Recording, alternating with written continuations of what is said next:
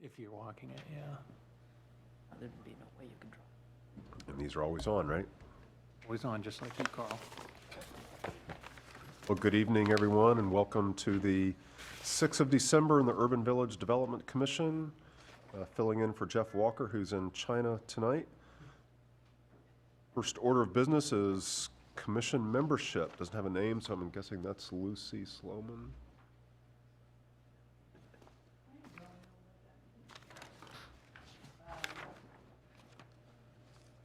Welcome, commissioners. You are members. Done. Thank you. That's just what I need is laughing to go with my cough. This will be a really enjoyable evening. T-shirts are coming. Yeah, T-shirts are coming. Thank you. The next would be So, after my fun, you might look on page 3 of your packet, just for the members whose terms are expiring in 2017.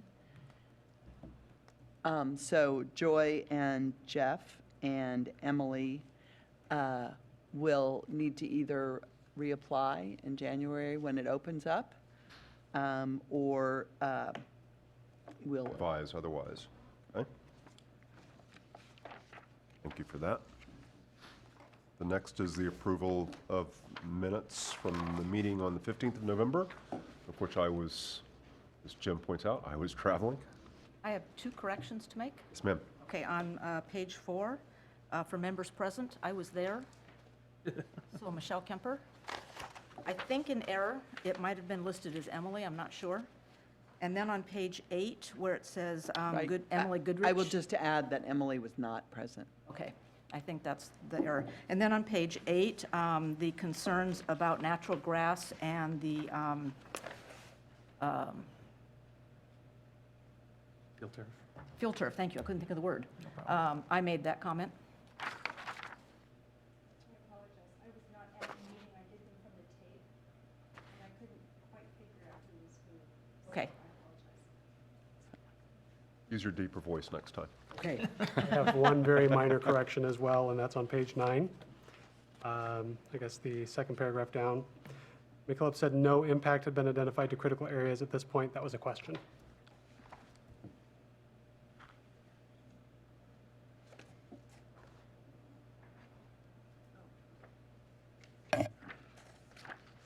Thank you. And then one more, slight, very slight. Page 8, my paragraph. 4th sentence down, proposal is scheduled to receive $825 in grants. 825,000. Zeros. Yeah, zeros. Or are you calling me a zero?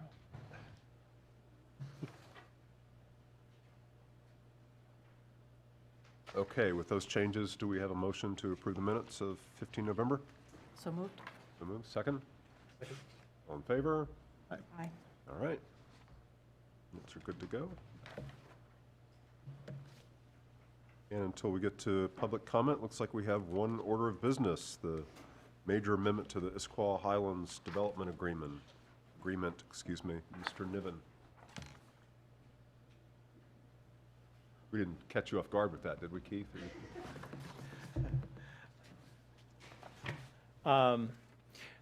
Good evening, Commission. Keith Niven. I'm the city's Economic Development Director and Development Services Director.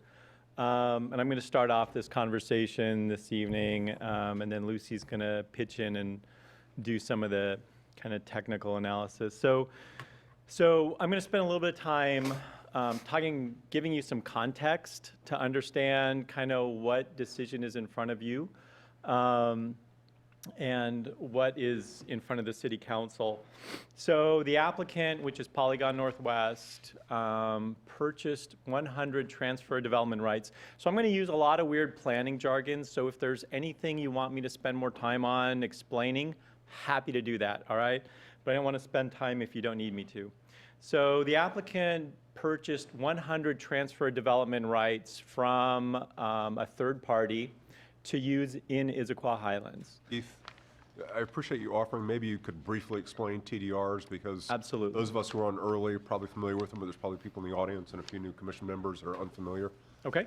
So the city has a transfer of development rights program, And I excerpted out the purpose of that program on page 2 of the memo. So if you want to take a look at that, basically what it does is the city has identified TDR, and I'm going to use TDR because transfer development rights, like, we'll be here all night. So TDR sending sites and receiving sites. So basically what a sending site is it's a piece of property that the city has determined would be nice if it never developed, okay? So a lot of them are on hillsides, they're next to creeks, they might be environmentally constrained areas, and so they're areas that we'd like to kind of push development away from. And then there's TDR receiving sites. So think of it as taking development from one piece of property in the city and moving it to a place where we think development makes more sense. And so Issaquah Highlands is identified as a TDR receiving site. And part of the reason for that is, one, because basically the whole kind of urban village part of it has been graded. All the trees, or most of the trees from the non-critical areas, have been taken down. And so if you were going to put more development anywhere in the city, that would be a place you'd put it, okay? And so from a policy standpoint, kind of deciding that Issaquah Highlands is an appropriate TDR receiving site makes sense. And so part of the reason for doing these TDRs, as I mentioned earlier, is there's in theory a net gain for the community. It's taking development from a piece of property and putting it somewhere else. The TDRs that they bought were TDRs that were from private property on Tiger Mountain on a project called Park Point, that basically we orchestrated the purchasing of those development rights from that property owner, so that basically a big piece of Tiger Mountain would stay permanently forested open space. That was great. And we ended up using those TDRs for properties like Bellevue College. There's a couple different subdivisions within the area next to Issaquah Highlands that were the kind of the recipient of those transferred development rights. But the owner of that property on Tiger had 100 left over, and they sat there, think of it like as a certificate, okay? So these guys then bought that certificate, and they want to use those 100 units in Issaquah Highlands. Okay, so now here comes the puzzle. So the Issaquah Highlands Development Agreement says if you're going to add more residential units to the Highlands, that's a major modification that requires the city council approval, okay? So the process that we're following right now is that we're looking for you guys to make a recommendation to the city council on whether the incorporation of those 100 units into the property that they own in Issaquah Highlands can meet the standards of the development agreement and work within kind of what was generally expected within the Highlands, or whether there's any issues, okay? So what we're talking about is really looking at those 100 units and seeing whether they, going through the different appendices of the development agreement, whether there's any issues there or not. So there's 3 pieces to this conversation. One is consistency with the development agreement, and that's really the main piece that the commission's gonna consider.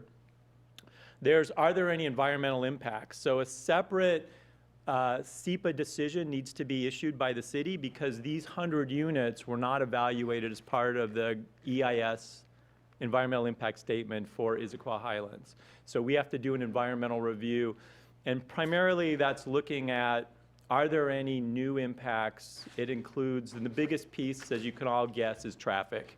So those 100 new units have to be evaluated in terms of their traffic impact on the existing community. I'm a recovering cold person, so I need to drink every now and then. Otherwise, my throat seizes up. So there's an environmental piece, and that's the piece that staff is really going to work through. And we got a SEPA checklist, and we got a traffic study, and so we're going through all that. And then there's a piece related to affordable housing, which at this point, and Lucy's going to talk about affordable housing because a little bit later, because that's one of the appendices in the development agreement. But because they made a proposal that included using a piece of city property to satisfy their affordable housing obligation, and that's shown and addressed kind of more towards page 5 of the memo. There's actually a little map. So we actually started a conversation with the city council last week about that, just to start to get them thinking about it, so that by the time you guys make a recommendation to them, they will have actually thought about at least the affordable housing piece a little bit already. So that's kind of my context. Is there questions about kind of this framework that we've set up for you guys, what your role is, you know, any piece of this that you might want to chat about before I unleash Lucy to go through this appendix by appendix and kind of have a conversation about, you know, whether these units make sense or not? I had one quick question on page 15 of 28, under the alternatives. The 4 alternatives, and the 4th says do not refer to the Urban Village Development Commission's Yes. recommendation. So that didn't happen, obviously. Wondering why we're here and why that's in there. That's, So this document is an agenda bill. So everything that we send forward, that the administration sends forward to the city council for action, has to be done through an agenda bill. And so basically with the agenda bill, you give them choices. And so if you look at it, there's a recommendation underneath that, Carl, Yep. which says, you know, set the public hearing and get a recommendation out of UVDC. So they went with that. They didn't pick the alternative recommendation that says we don't care what UVDC thinks. Thank you. Absolutely. So I have a question. So maybe Lucy's going to go into this, but how is the number of affordable housing units calculated?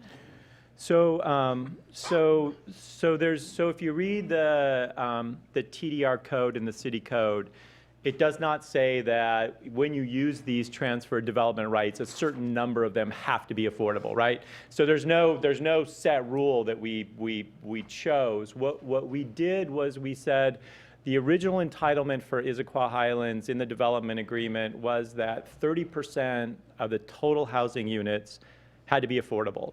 And so because they're adding 100, we said, well, I don't know why we would choose a different number, so we went ahead and we said, does that 30 made sense as a starting point for a conversation? So that's one of the conversation points that we could have, is whether the commission thinks that... Was it 30 or 25? It's 30. 30, okay. So it's 10% at 80% and under, 10% at 100, 80 to 100%, and 10% at 100 to 120. So I think the confusion you may be having, Tara, because I initially had that, but I knew I had the decoder ring that went with it. Okay, awesome. Which is that there's 25 units in a building, I believe, and then 5 units in what is called a Leo house, which is housing. It's a house for developmentally disabled adults, and I think this would be the 3rd or 4th one in the city of Issaquah. There's another one in Issaquah Highlands. So because that we're treating that, because it houses 5 adults plus a caretaker, that would be like 5 units. Okay. And again, that's their proposal. Right. We haven't necessarily, it's going through a conversation. So there's basically concurrent conversations going on. There's this conversation where we talk about that number, whether that 30% is the right number or if there's a different number. But then there's another conversation that they're having with the city council on whether those 30 units or whatever that number is are on their property or whether the city will allow it on its property. The city-owned property. Yeah. Okay. So what defines affordable housing? So affordable housing is based on the King County median income. So basically they track the median income for the county, and it varies depending on your family size, right? So, you know, if it's a family of 4, it's going to be this, and if it's a family of 3, it'll be smaller than that. And so when it's like 80% of median income, what that means is if you are making 80% of the median, you would then qualify to be able to live in that housing.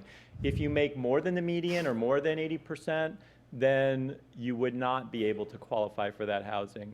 And if it's rental, that's an easier equation to figure out. If If it's ownership, then you have to figure out, it's 30% of your take-home pay, and then it equates to either a maximum mortgage or a maximum rent that the owner can charge for that unit. Does that make sense? Yes, and how big are these units for the affordable? So again, there's no black and white rules. So typically, our direction to people that have to provide affordable housing is that the affordable housing should be similar in size and configuration to the market housing around it. So for example, it would be inappropriate to say, if you had to do 30 affordable units, that those would all be studios, and all the others would be 4-bedroom, apartments. That would not make sense for us. And so typically what we look for is them being comparable, but cheaper in rent, not necessarily quality.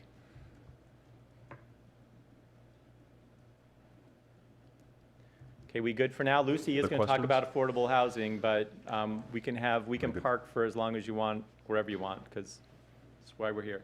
Okay, Okay? thank you. Good evening. So I'm just going to give you a little context, because some of these things came up in the staff report, and since we have some new members, I wanted to make sure you were familiar with where these things are located. The yellow property is Polygon's property. It's called Westridge. You've seen the single-family plat down here, and then a townhouse project in here. Sometimes we call it Westridge South and Westridge North, with Discovery Drive being the dividing line. Some of the features that are in that area that may come up tonight, one is the Park and Ride, which is up here. Tract D is over here. Shelter Holdings owns the non-residential entitlement that surrounds Westridge, that completes the rest of the property that was originally owned by Microsoft. Grand Ridge Plaza is here. It's the shopping area. Site is yellow, as I mentioned. Brownstones is another project that was built by Polygon, almost complete. West Highlands Park is a neighborhood that's right out on the edge, overlooking the valley. It's a combination of single-family and townhouse projects, and then Swedish Hospital down to the south. Any questions on the context before I move on? Okay. So as Keith mentioned, I'm going to look at the development, the Issaquah Highlands Development Agreement, and look at this proposal to add these TDRs, these 100 TDRs, in the context of the development agreement. So the first appendix of the development agreement, Appendix A, has principles, goals, objectives, and commitments. And there are several commitments and principles which adding the TDRs would fulfill. One is that we're using land that's already been developed, as Keith mentioned, to accommodate this, these additional units, not extending out into undeveloped land. And so that uses it more efficiently and effectively. It's located near transit, retail, and I-90. There are existing pedestrian and bicycle-friendly facilities. It makes it a bike and pedestrian-friendly area, and there are services that can meet your daily needs. And it would add additional residential uses in an area which might increase the sort of vitality and activity in the public areas. So any questions on these? Okay, we can always come back. So this is sort of like summarizing a memo in one slide, so I know it's got a lot of words. On the right-hand side are all the appendices that would be applied to these 100 TDRs if they were allowed to be added to the project. And they wouldn't, the roads, the critical area standards, the processing, the signs, the trails, None of those things would change or really affect this proposal. Those would just be the standards we would use as plats or site development permits were brought forward to the commission and in then reviewing construction permits. On the left-hand side are some ones that we thought they're not necessarily changing, but we thought that they informed the discussion and it was worth discussing this evening.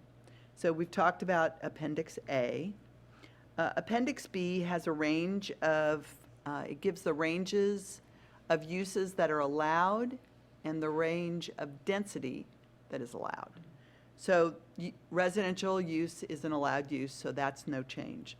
The allowed range of residential uses is 5 dwelling units per acre, which is moderate to low density, moderate density, single family, to 80 dwelling units per acre. And I'm not sure that we have a project in the city of Issaquah that's 80 dwelling units per acre.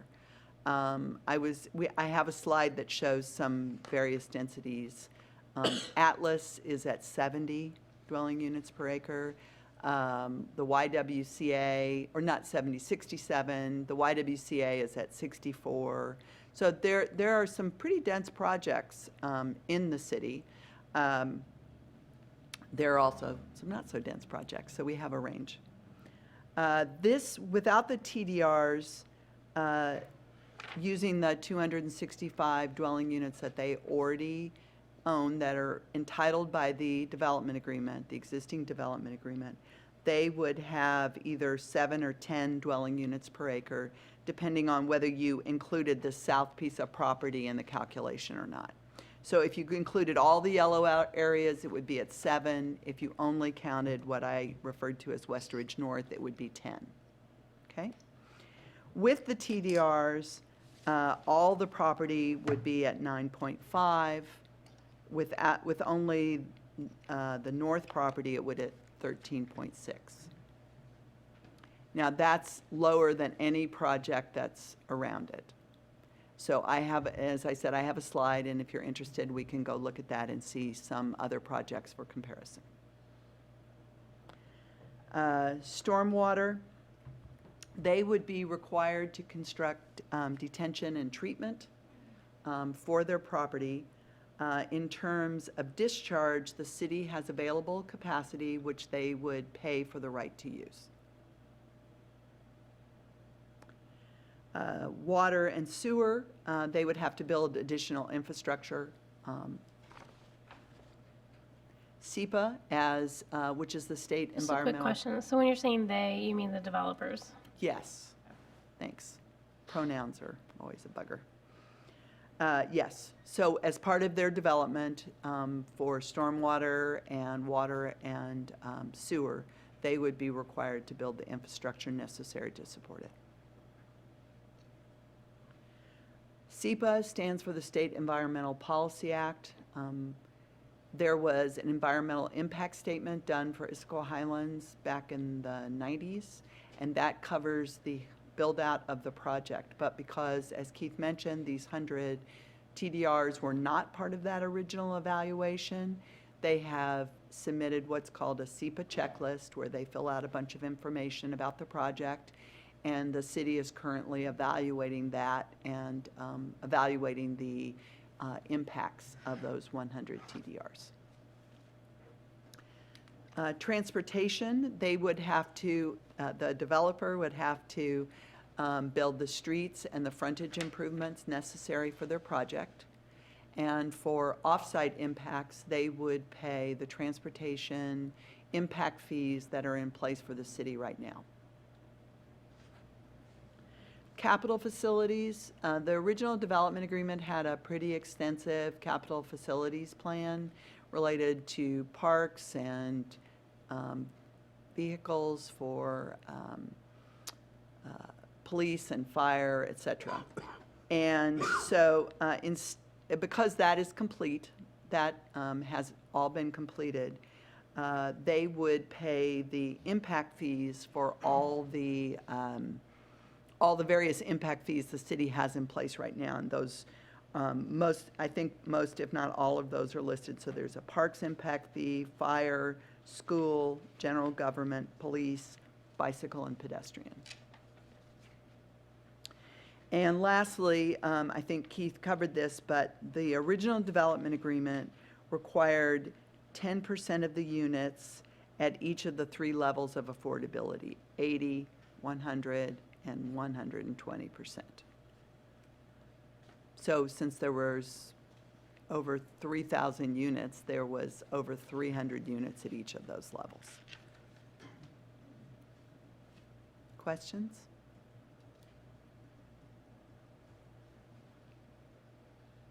Okay.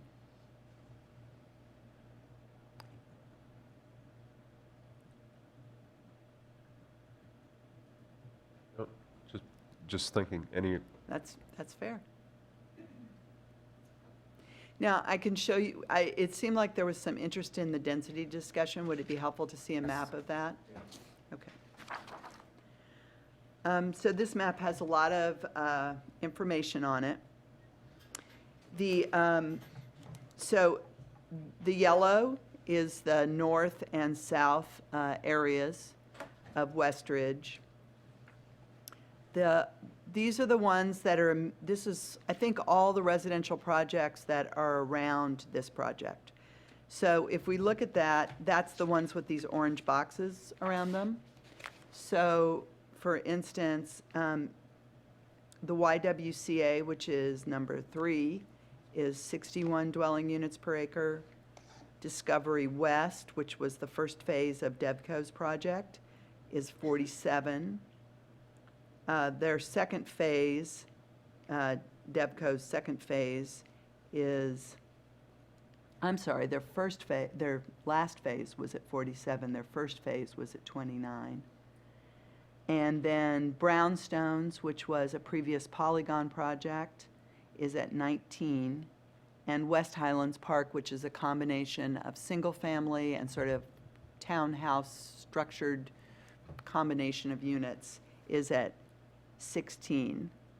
And depending on, and I provided those calculations that I mentioned to you, the densest version of those calculations would place this at 13.6 dwelling units per acre.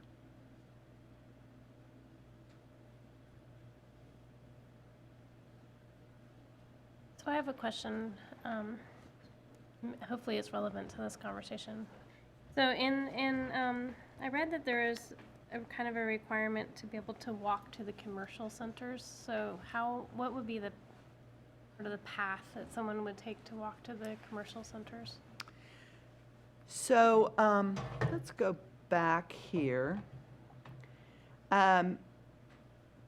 So the location of the TDRs, they proposed that they would be located in this Westridge North area.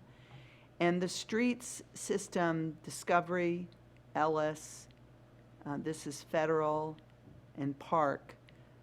Most of those, I think 3 out of 4 of those would be extended into meet these properties and would actually carry on through as part of extending the street grid. You could walk straight through it. And from some of the early plans we've seen, it would actually connect all the way to this intersection, which would provide a better connection potentially for West Highlands Park as well. so would Ellison Park be extended as part of this project, or is that just a future consideration? Some of those are being, when you saw the site development permit, that had Ellis extending through.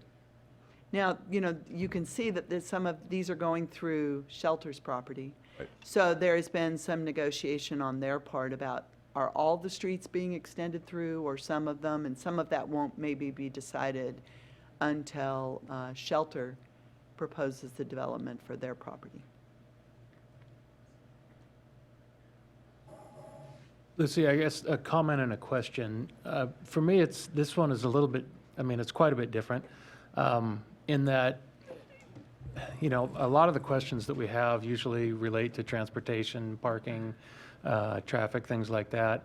And there's yet to be an EIS statement for this, but there's going to be. Not an EIS, there would be a SEPA determination. Okay, but within the EIS that already exists, is that? No, and so there's the SEPA, I'm sorry, the EIS was for the original development agreement. They're still fine with each other. Since this is new, it's getting its own SEPA decision, and that would identify if conditions were necessary for development. You know, I don't know if this will help, but I'll try saying this. You know, when you look at a site development permit or a plat, you are comparing those against the codes and the technical evaluations, and we write you a staff report. I think so for some of the newer members, this may not make as much sense, but for some of the older members, I hope it does. In some ways, this is more like a development agreement when we say, here's the vision for Lakeside, or here's the vision for Rowley, and we're thinking we're going to change the parking standards, or we're going to increase the building heights here and add these uses over here. Those are decisions which are being made, not comparing it necessarily to requirements of other codes, but to, does this seem like a good choice for a number of reasons? Now, we may recommend a choice as the administration, or we may recommend against it. So what we've said is we think that the development agreement, the existing Issaquah Highlands development agreement, which this would be added to, is the framework in which we are proposing to evaluate these TDRs. We are not required to evaluate the TDRs against that. That's just our recommendation. And I'm not sure what else we would use. But that's, I think, part of where I think you're having a hard time, Jim. This isn't like a plat where we have specific criteria which have to be met. And if you meet those, then you have to approve it. Well, it's also different, though, because normally, you know, we've had this EIS that already exists, and so we know that, you know, it covered the units that they were asking for. So we've already approved 265 units for Westridge, and so the SEPA is kind of an add-on to make sure everything still works properly or whatever. And it's just a little different because now we don't know what that's going to say. I don't. You know, what's that going to come back with? I don't know. He's doing the SEPA review, so I'm looking. So I understand that's a black box for you, and so here's the deal. So what SEPA is going to do is either, and I can tell you that I've looked through their traffic study, and it's got some work. It's got some work. So there's choices, and the choices are either one, there's not a problem, and so therefore there's nothing required, or that those extra 100 units and the trips that are generated from those 100 units require some additional capacity which may need to be mitigated, and that mitigation would be in the form of something. And I'm not a traffic engineer, so I don't know what that is. It could be another lane on 9th Avenue, right? So it could be add a lane, which means expanding the right-of-way, which means potentially buying land from Shelter Holdings, who owns the adjacent property. I don't think that those 100 units will tip that scale, but it could. So ultimately, SEPA is going to not let it move forward if there's a problem. It's going to either say there's not a problem, or if there is a problem, here's how you fix that problem with additional traffic improvements. It might be light signalization timing, it might be adding a turn pocket, it might be a number of things, but those would be requirements that they would have to do to be able to move forward. So I guess I don't know, I guess I don't think that piece, I mean, that piece is important. And before you guys ever get a land use permit for Westridge North, that piece needs to be settled. And that piece is running concurrently with your piece and the council's piece. But I guess what I would say is I wouldn't get wound up on that because it has to work. If it doesn't work, it won't get approved. Right. Fair enough. Now, okay, so the question I had was with regards to the affordable housing, the 30 units on a different track. Does that have to be done at the same time as Westridge, you know, along the same development schedule, or Because, you know, if it were all part of the same area, it would be. So, So I think you could, I think that's a piece where you guys have some say. Okay. So, for example, you could say that you want those 30 units built kind of in step with the other 70. You could say you want them, you know, before a certain number of market rate units move forward. I mean, that can be a conversation we have. And at the end of the day, that could be a potential recommendation that you forward to the city council if you feel like there's an importance to the timing of those units. I think the applicant might have some input in on that conversation, but I think that's completely open to kind of what this commission is reviewing. Okay. that's what I was going to say. I have another affordable housing question. I just need to be educated on it. Is the percentage, the 30%, for all of Issaquah Highlands or per development site within the Highlands?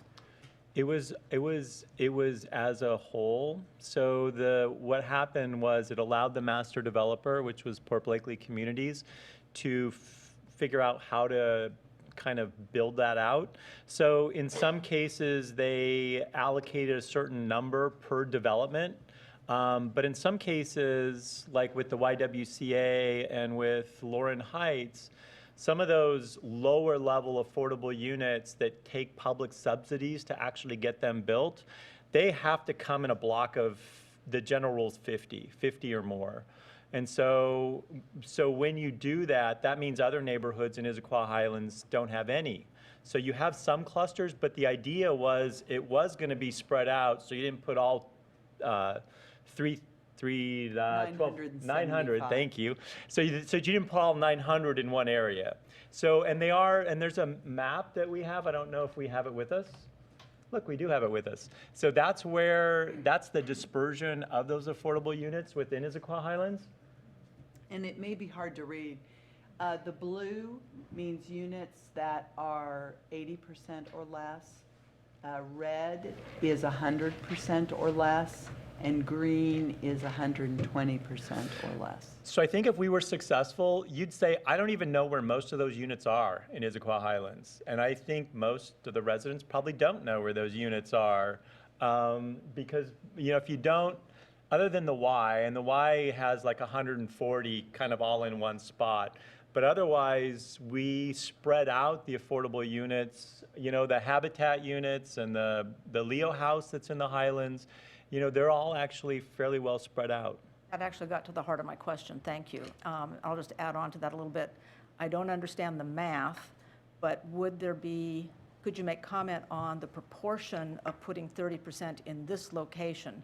Is that proportion apropos with what we're seeing spread throughout the Highlands? So where Lucy has the weird rectangle. Yes.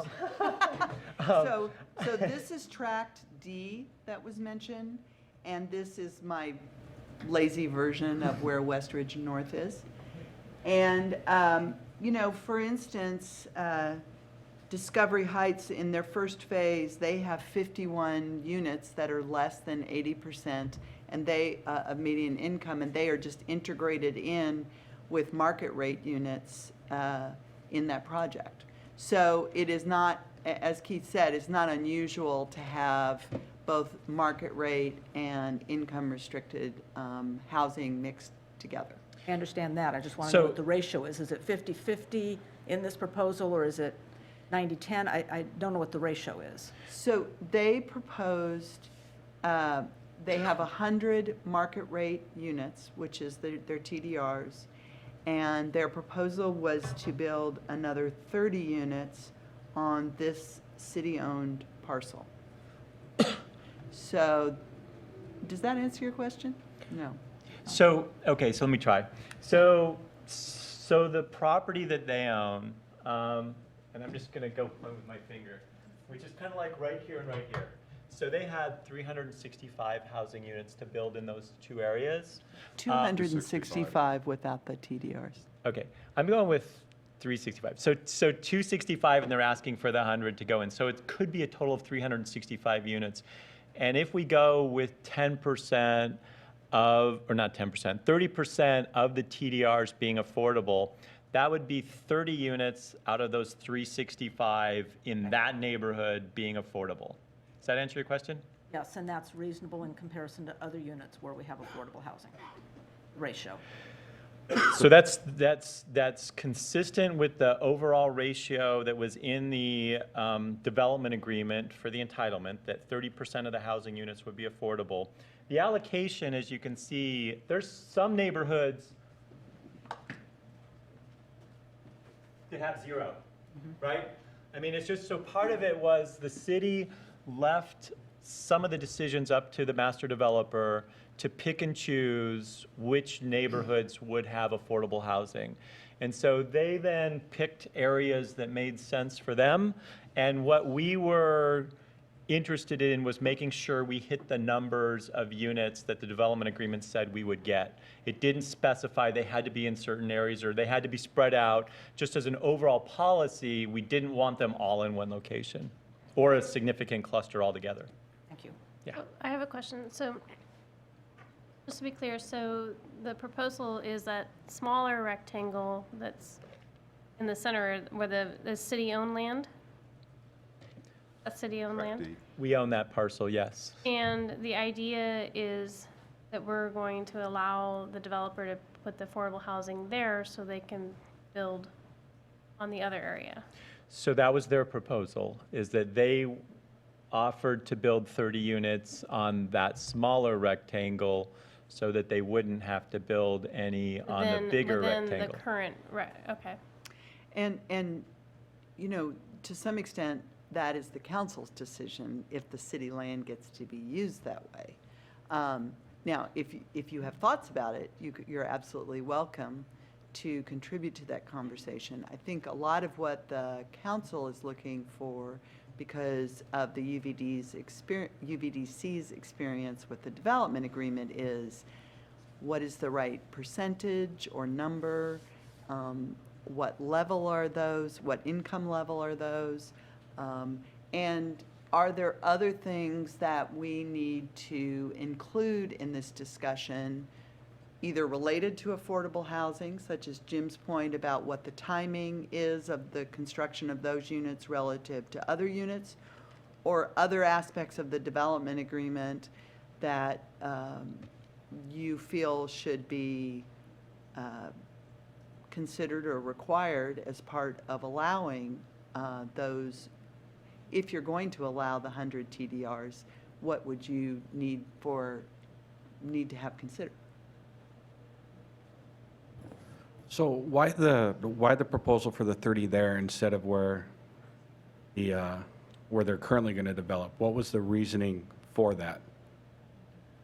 So we can ask the applicant if they want to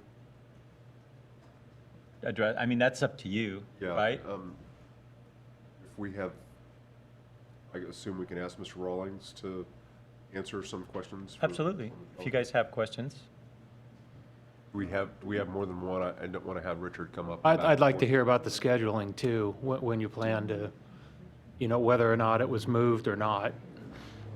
I guess I'd like to hear if it was a contingency, or would they be developed in tandem? Would one be developed first? So my impression is, and shake your head if I'm wrong, signal one with a wink. So I believe they might like to make a presentation if the commission, not just about affordable housing, but more broadly, if that's acceptable.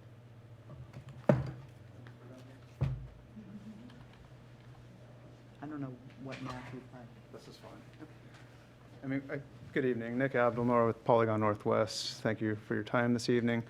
I think we're going to take the same approach that we did last week with Land and Shore Committee, which was Polygon Northwest has been in the area for quite some time.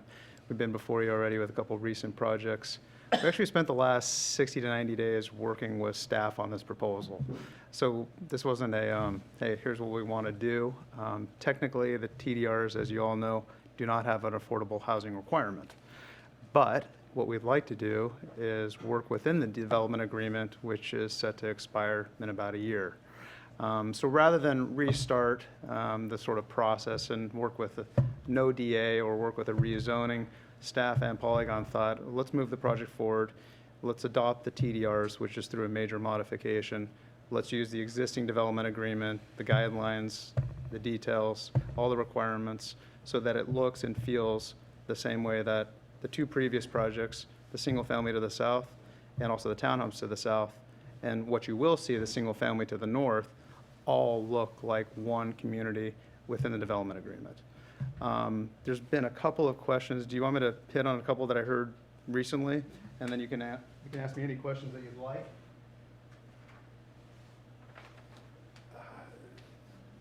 Is it Tara? I think connectivity, it's important to know that just the amount of time and effort that we put into the site development permit for the townhome south is the same approach, same UVDC meetings and land use will be applied to the 100 TDRs for which will be townhomes. I think it sort of goes hand in hand with the process question that Jim asked, which was SEPA, I feel like I'm sort of getting the cart in front of the horse potentially. It's important to know that what's in front of you tonight is a decision by you and a recommendation about receiving the 100 TDRs. That's why we're in front of you tonight.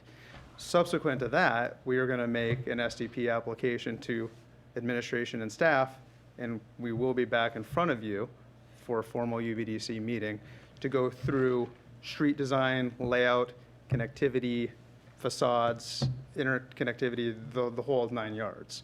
So while that's not being discussed today and you don't see a site plan for those 100 TDRs, the expectation is that we're circling back and giving you a formal presentation for that SDP land use to be approved. And I hope that answers sort of the timing of that. I had the same questions, Michelle, as far as the 20-year-old DA. What has been built, and we were just talking about it jokingly, what was the percentage and what actually got built. So it's been a learning experience for us in the last 90 days. And while there is no requirement, we worked with staff to say, yes, 30% is what's in the DA. Let's work within the current framework. There are projects that have gotten TDRs or other projects within the city of Issaquah that may be only doing 10%, or 20%, or 25%, I think was one of the questions. But we looked at the existing DA and with staff and said, well, let's start there. And so the proposal, sort of why, I think the question was originated was, why put it on city land? I think we worked with staff in a manner in which we said, we purchased 100 TDRs at market rate. It was our decision to buy those and place them here. But while there's no requirement for affordable housing, we wanted to be good stewards and say, well, let's use our best effort. How can we provide upwards of 30%? The idea that this city property was, I won't say earmarked, originally proposed maybe down the road for some affordable housing, but never took off.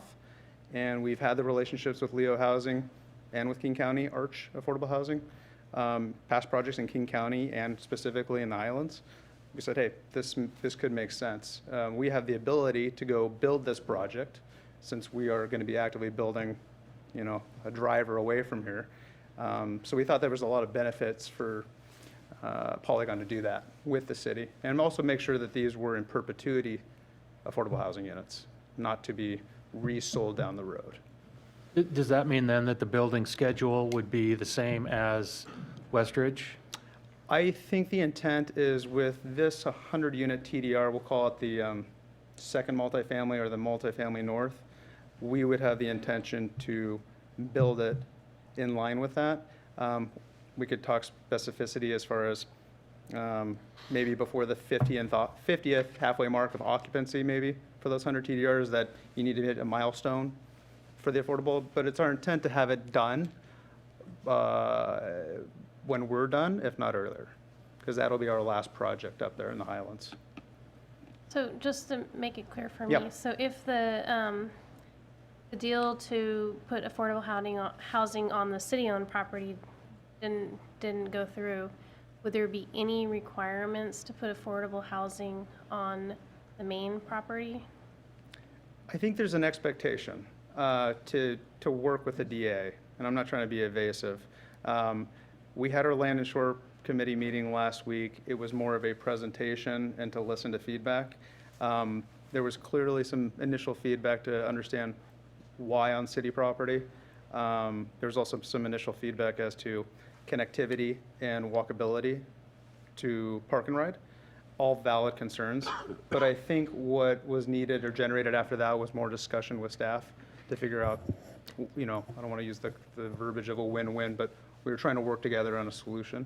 So, and just because things are always more complicated than they seem on the surface, one of the reasons why, because on first blush, you'd say, well, why would we want to let them build this on our property? Why not just make them build it on their property? And that's a valid comment. One of the reasons why there's some level of attractiveness to them building it on the city-owned property is, as Nick mentioned, and I'll be a little bit more specific, because we own it, we can actually put a covenant on those units that when they resell, and one of the things that they're proposing is to build those as for sale affordable housing units as opposed to rental affordable housing units.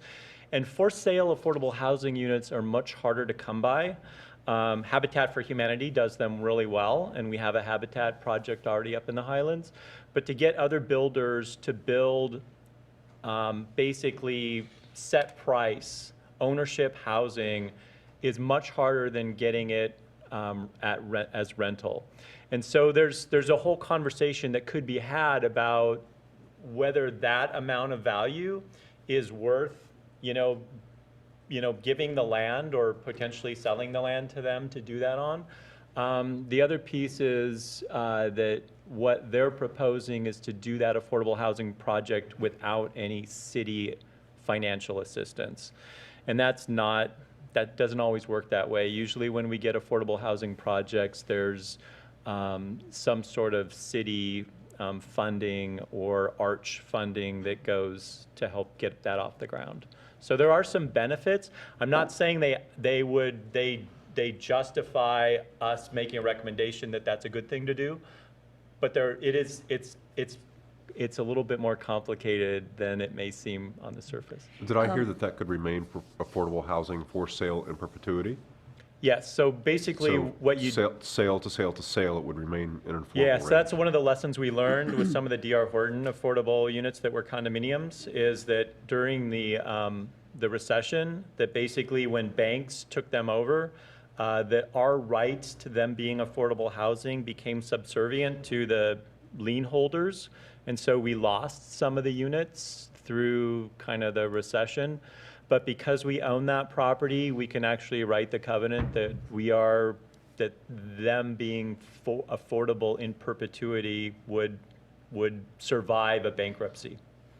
The other thing that I wanted to point out, even though Tract D is city property, it was identified and entitled for affordable housing at 80% of median. And as either Keith or Nick said, it hasn't been built on. I mean, it was set up, 8-10 years ago. And so this is an opportunity to complete that piece of property as the development agreement is concluding. Again, I'm not saying that because that makes it the right decision, but that is one of the ways of looking at that piece of property. So the main property, as far as its requirements to have, being close to commercial centers and whatnot, is that completely independent of do they meet the same requirements regardless of whether the property is built on the city land? Or is the city land meeting those requirements as a whole? Does that make sense? So I think so there's shades of gray, right? I mean, so when you look at what's more walkable, the big rectangle on the other map or the little rectangle, the big rectangle is way more walkable. It's closer to the transit center. And so when you're talking about affordable housing, depending on what level of affordability it is, services and transit are very important. I think Lucy and I would say that the other parcel is not an inappropriate parcel for affordable housing either. It is farther away from Grand Ridge Plaza. It's farther away from the transit center, but it's still, we would consider walkable It's to those eminently areas. walkable, yeah. Yeah. Well, and I think one of the things, it's sort of the converse of looking at that map of the distribution of affordable housing in Issaquah Highlands. Part of what that represents is not only not having it all clustered in one place, but creating lots of different kinds of housing opportunities and experiences. Yes, there are absolutely advantages to being as close as possible to the transit center, as being close as possible to retail. But there are some people who might like to and would value being a little more removed. And Or so, closer to the elementary school. or closer to the elementary school. So there are, and again, I think that there are good cases for putting it in the town center and a good case for putting it on Track D. So that's part of what we're interested in your perspective. If you got to pick, what do you recommend and why? Because that helps vet the issue and inform the council in making this decision. Yeah, and if I may add something to what you just said, as part of the decision-making process to make this proposal beyond meeting with staff and the city to make sure we were going in the right direction, we did meet with some of the potential users, such as Leo Housing, for this site. And we candidly asked the question, which was, is this a site that not only will work for affordable housing, but for disabled? If you had your druthers, which one? And candidly, and they would say this to you directly, no, both locations are great. I mean, you're really somewhat close. You may be splitting by a quarter mile, but both locations are suitable for them. And then I also wanted to make a note to you that while affordable housing for sale does have an added layer, our team, specifically Polygon, has direct experience completing projects just recently in Redmond, which was an attached affordable housing project with King County Housing Authority, Arthur Sullivan, that had these resale covenants in it. And while there is extra paperwork, extra qualifications, extra coordination efforts, we have the experience doing it. We've performed and actually built out broken projects for other builders in the local region. So just so you have that information. Now, I feel like a bit of a knucklehead here, but what else? Second that. What Oh, else? sorry. I feel like there's a distinction that and Keith, you said there's gray areas here, but I feel like I'm hearing from the applicant that they don't have to do this. And I feel like I'm hearing from the city that they have to do this in terms of affordable housing. So there's no rule that I think is explicit that they have to do 30%. I think what you heard, hopefully, is them agreeing that they think when we pushed that issue to them at the onstart of this conversation and we said we think it should be 30%, they said they thought that seemed reasonable. So I think we started on common ground. That 30% of the 100 TDR units should be affordable. At what level? Where are they located? Whether there's more or less than 30. I think all those are up for conversation because it's gray, right? So right now, we're both kind of saying, yes, 30 units makes sense. You guys might say, hey, why not 40 units? Or you might say more than that. We'd have that conversation. But we're starting from the same starting Or point. could we say the 30 units have to be part of the 100 TDRs in Westridge? You could say that. Okay. Yeah, absolutely. So that's I mean, definitely I with, personally, I'm not necessarily saying that. I personally like the concept of the for sale, affordable housing for sale, now that I'm listening to some of the pros and cons there. Okay, that explains. So the way I'm thinking of the affordable housing is the affordable housing percentage was already met as part of the original development agreement in the 265 units we had. So that was a large number, 265, taking that large number had affordable housing. They've added 100 units, we've said 30%. That's what Track D is providing. So they're just remaining consistent with the Yeah. DA. I think a couple things. I'm going to take public comment before we make any kind of decision so we can hear that. I've heard, if I can summarize, I think three things. They're the main issues, and probably Keith laid these out. One is the affordable housing. What do we think of that as a portion of this project? Second is the TDR, the concept consistent with the development agreement overall, the things that Lucy showed. And lastly, I agree with you, Jim. How do we think about SEPA, or the SEPA checklist, I guess is technically what it's called, in context with this entire thing? Our goal, Lucy, correct me if I'm wrong, is to make a legislative recommendation to the city council, correct?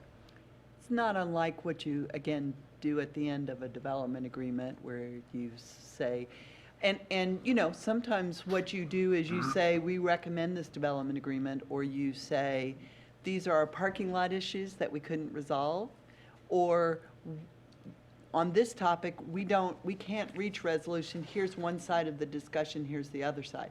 Obviously, this isn't as big as and as complex as a development agreement, so it may be possible to identify all of those items and make a unanimous or majority recommendation, but there are alternatives. So I had those three main themes. Is there a fourth that anyone should add that we should be thinking of as we listen to or make questions? And do we have any more questions for either for the applicant or staff before I open it for public comment?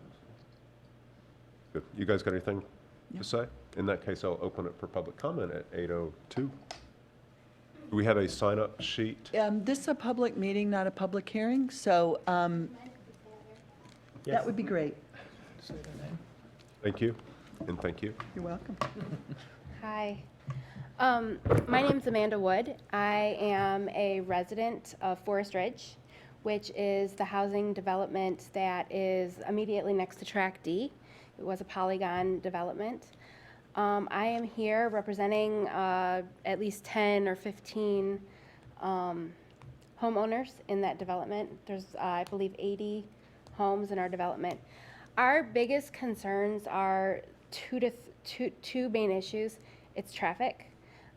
We did have a traffic study conducted in 2015, so I'd like to reference that. There is excessive speeding. Our neighborhood is 20 to 25 miles an hour.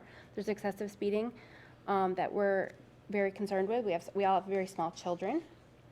And that seems to be the major cut through on Northeast Falls for this development, and then also for any traffic going up to the elementary school. The second concern that we have is the strain on our elementary schools and our secondary schools. My daughter goes to Clark Elementary, and it's at max capacity. They're building the new elementary school right now, and that has already reached max capacity, and they haven't even moved into it. I'm actually a member of the PTA, so I'm very well aware and work with Todd Wood, the principal of that school. They already have 4 portables outside, so you know, when you start developing just as a whole, you need to take considerations into the infrastructure. So those seem to be our biggest concerns as it relates to adding 30 to 60 more residents to that neighborhood. So. Thank you, Ms. Wood. Nina?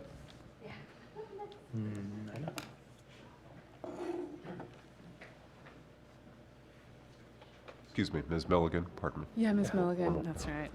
Nina Milligan, I work at 2550 Northeast Park Drive, but I'm here to speak to you as a longtime resident of Issaquah, Highlands, who studies the DAs way too much, and someone who used to sit with you on the dais. And I just wanted to share that this was a topic of interest to me, so I dove in and studied it for myself. I'm only representing myself as an individual and not any organization. And I thought, remembering how it felt to be sitting where you are, it's sometimes nice to hear another voice, just to mesh it in with your own considerations. You guys are all well qualified to tackle this topic. The two topics that are before you are the TDRs and then the affordable housing. And my personal opinion and assessment of the TDRs is that it's perfectly compliant with the development agreement, both the Issaquah Highlands development agreement and densities that are allowed, and the WashDOT TDR development agreement. So that, depending on how the SEPA checklist helps to manage whatever impacts come out of that, I think that that's something that you would be wanting to still take into consideration when the TDRs come in. But the fact of them coming in or not that simpler topic seems to be well in line. The other topic has to do with affordable housing, which I think is highly nuanced, and I think that the applicant and the staff are all working in good faith, and we're coming up with some really great information, but it is so nuanced and complicated that even I couldn't say so definitively as I just did about TDRs about what to do. And I think that there's a lot of good in the application, but that it could perhaps be dialed in to more finely tuned, because it, to me, Issaquah Highlands philosophy of having affordable housing mixed in with other housing was really important. And I lived in Crofton Springs, which was a great example of that. And I felt that the mixture of homes and the different home types added to the quality of life there, which I think was the reason for suggesting that affordable housing be mixed in with other housing. So if it goes forward as it's proposed, then it is taking the affordable housing and putting it somewhere else, which doesn't seem consistent to me. Another is that it's not 30%. My husband reminded me of this. He said, is it 130 homes, and then is it 30% of 130 homes? And you guys can work on the math. The other thing I wanted to share was that I did some studying with the WASH.TDR, and I understand now better from Lucy's comments earlier that this is in addition to them, but the track D is in the WASH.TDRs, and there are a couple places where the language is very clear. There are a lot of places where the language is not very clear. And so, you could pick which ones you want to read, but I'm going to share with you the ones that I found that I thought that were most clear. In a condition 33 in the WASH.TDR, it says, provide affordable housing as part of the proposal. Well, it's clear, but it still leaves things open. And then another part in an Appendix D on affordable housing for affordable housing requirements and the required number of units, although in many places in the document for Track D, it said that you could have up to 50 units. In Appendix D of the WASH.TDR, it says the project shall include at a minimum an opportunity for at least 50 units of affordable housing to be located on Parcel D. It doesn't help you that much, but at least you know that that is a basis for evaluating these suggestions. So that is what I want to share. And again, I add it to the conversation as in a public meeting, somebody who's interested in this, and glad to see that you have an applicant who wants to talk to you about it and to come to an amicable agreement. So thank you. Thank you, Ms. Milligan.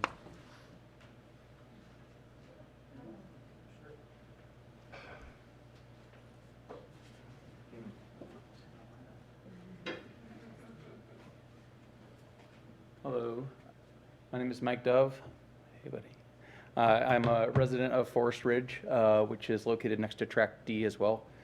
And I just wanted to piggyback a little bit on what Amanda had to say. I didn't do nearly the studying that the lady before me did.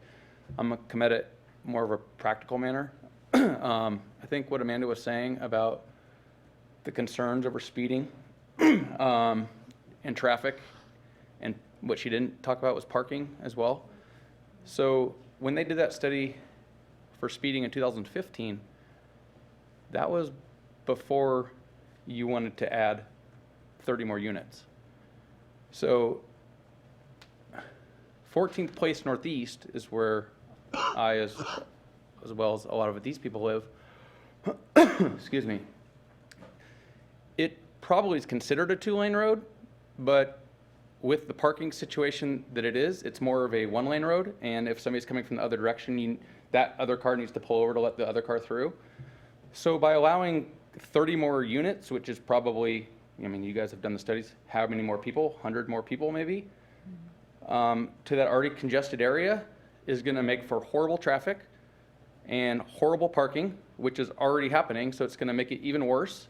And then most of us here have young kids.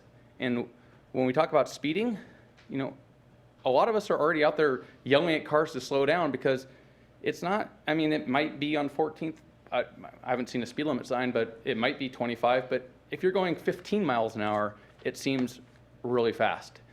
And I think we're just all here, just concerned, once I said, the infrastructure, parking, traffic, speeding.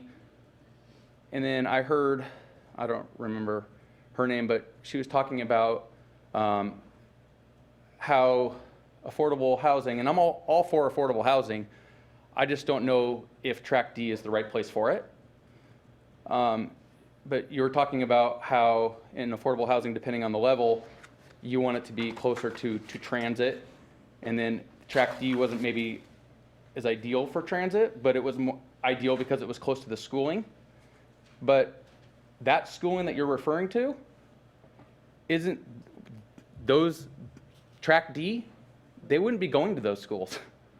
They're not zoned for those schools. We're not even zoned for Grand Ridge. So they're not walking to those schools. So, and to say that it's walking distance to Park and Ride, that's a stretch. I mean, if you want to walk uphill and downhill half a mile to 3/4 of a mile every single day each way, then yeah, I guess. But I'm all for affordable housing, like I said. I just don't know if Track D is the exact place for it. I think it'd be a stretch. So, thank you. Thank you, Mr. Dove. Thank you.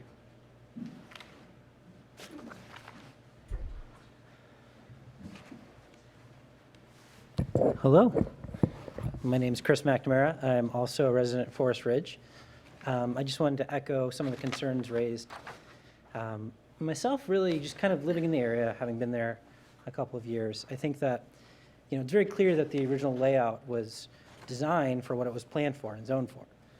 It's a narrow area, as people have described before. There's not a lot of room in the roads, and there's a lot of density.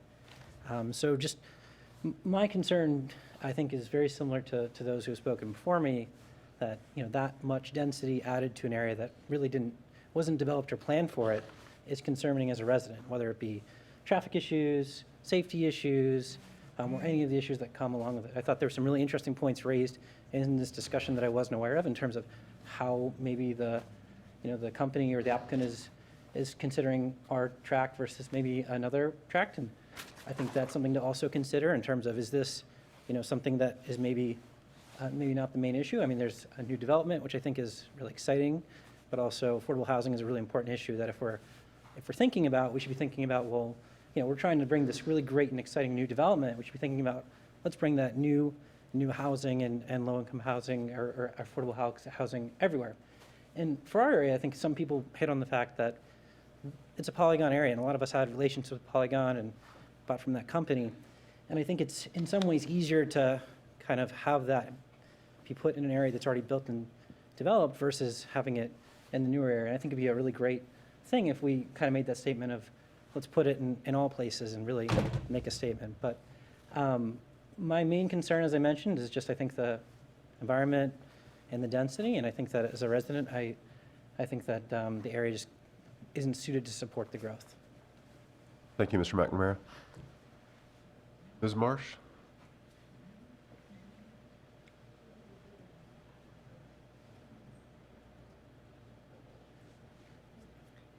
Hey, my name's Connie Marsh. I have a store at 1175 Northwest Gilman Boulevard and live on Squawk also.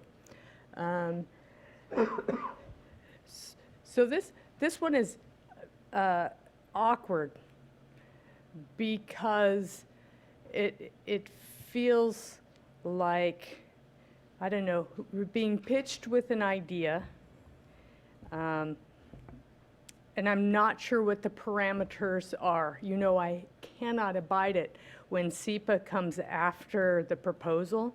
And so how do you make an educated decision when the answer is, well, we're going to take care of it? And, I don't trust that these things are taken care of unless they get a sharp eye. So I prefer to have the SEPA be in place before it gets to you so that we see more and can ask more questions.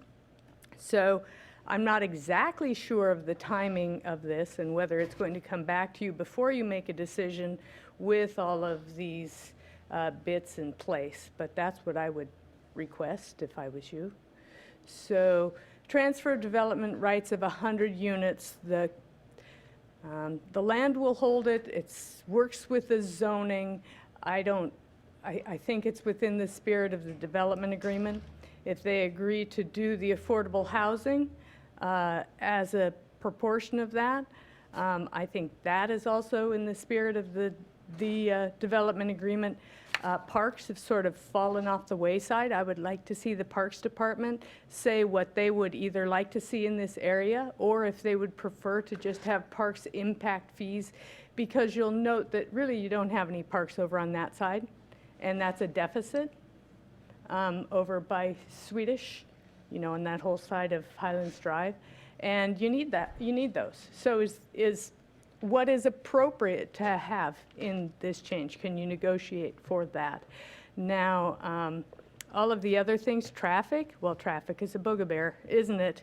People are going too fast, the roads are narrow, and you can't get the police officers to pay attention to what is happening. So, frankly, can you use this as a tool to create some more conversation about traffic and getting a handle on it in the Issaquah Highlands? Because it simply is not seeming to work right now for your area, and that's politics.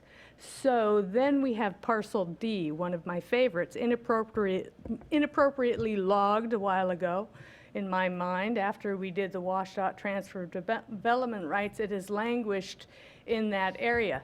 I don't think that it is a very good area for a whole bout of affordable housing. I think your affordable housing is far better down by the transit center where people can walk and don't have to own cars to live. Now, potentially a Leo house or something of that sort might work just fine in that area. So as I sat through Land and Shore, it seemed like there was some potential to allow some more normalized housing on parcel D, as long as all of the affordable housing that was supposed to be on parcel D, in addition to the affordable housing that they want, the 30% of the 100 units, are accomplished. Now, if you could spread all of that development amongst the two areas, it seems like there is some place for compromise there and a win-win for everybody. But I think you all have to pop the discussion out of what is being presented to you and ask for some time to brainstorm and think about what would be ideal on those two parcels. Thanks. Thank you, Ms. Marsh. Any other folks wishing to enter into public comment? So, Mr. Ramos jerked, but I guess that's none, so we'll close public comment at 8:19. Lucy, one question that came up during public comment, parks in Westridge. Do I recall that, wasn't there a large quarter park, and I remember we actually came back to it in the SDP? Yes. Remembering the right thing? So, I'm not sure I'm going to channel Connie because I'm not sure I'm capable of doing that. But so there are a couple of pieces that she might be speaking to. First of all, the Issaquah Highlands Development Agreement did not have like a specific requirement, 100 square feet per dwelling unit or something like that. Right. And so there have been some sort of de facto standards that have resulted from this amount of parks that have been built, and we do have an expectation that people can walk to things. So most projects come in with some amount of open space. Connie is correct that there is no public land that is owned and maintained by the city west of Highlands Drive or 9th Avenue. There are parks, but they're privately owned and maintained by the HOA. Okay. The closest public park, Track D, there's one on the other side of Highlands Drive near the fire station. Fire station, perfect. So that's probably the closest public facility. So, and I just, because, and this may be a piece of information that isn't particularly important or familiar to the UVDC, but it's come up quite a bit with the DC, with some of the Central Issaquah projects, which is which parks in Central Issaquah get credit against their park impact fees. And none of the parks, there is not an opportunity for credit against park impact fees with these projects or with the TDRs. They don't pay park impact fees for any of the stuff that's original entitlement, and the 100 TDRs would pay its park impact fees, and there are no parks that are on a plan that could get credit if they built them, if you're following all of that. And if you're not, please just let me know. Couple of questions. If someone came to the city and had a tract and they had 100 units that they wanted to build on there, and you were hoping to get affordable housing out of some of those units, hoping to get up to 30%, would you have them, would those 30 units come out of the 100, or would they be in addition to the 100 that were being built? So in this case, because both parcels have entitlement, so their property has, you know, the 100 TDRs and the additional whatever's left over from building Westridge South. So they have entitlement. There's also entitlement on Track D. So I think what they're talking about is building the 30 units on Track D and then building the 100 TDR units on their own property. I think that's, but we haven't like dove down to that level of kind of conversation yet. But I think to answer your question, when we talk about the 10, 10, and 10 for Issaquah Highlands, that is embedded within the overall 3250 entitlement. So you could also, I mean, that's, I think, Nina's point, was is Nina's you could point, do yeah. the math, and you could say 100 plus 30 is the total entitlement, and what would 30% of that be? And it would be 36. 39, I think. Yeah, 39, if 30%. 39, yes. Right. Okay. And Track D has additional entitlement, so. The other two questions I had are kind of related. Is a SEPA study required for Track D if they build the affordable homes on there? No. So Track D was already covered through a SEPA decision. Okay, so a couple of public comments mentioned a traffic study. Was that a private traffic study, or was that a city traffic study? Typically, the traffic studies are provided by the builder, so they're done by their consultant, and then we have our Public Works Engineering Department review and comment on that. So that 2015? So the study Oh, that that, they I'm referenced. sorry. So the study they referenced, one said a traffic study, the other said a speed study, and I'm not sure who did that study. Okay. So if we did a speed study, and so sometimes, you know, what they do is if there's a neighborhood that's having issues with either traffic or speed, what they'll do is they'll stretch like a rope across, well, two ropes, to actually measure speed and number of vehicles. So if we did that in 2015, then we did that in 2015. I don't think Lucy and I know what the conclusion was of that study. I'm sure they could probably tell us.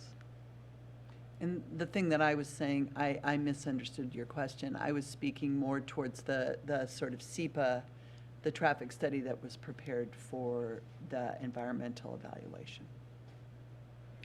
And if you don't have an EIS or something that was previously done, like down in central Issaquah, almost all the projects have to do their own traffic studies, which then are reviewed by Public Works Engineering. Would you mind putting up the transfer of development rights slide that you had, the receiving of those? You mean this one? No, the one that just kind of explains what, the list, yeah. The list that shows at the very beginning, you kind of did that. I'm not sure which one you're asking for. The other way. One more. There, yeah, no. Oh, one more again. There it is. Okay, so yeah, I guess that was there, wasn't it? Need to look.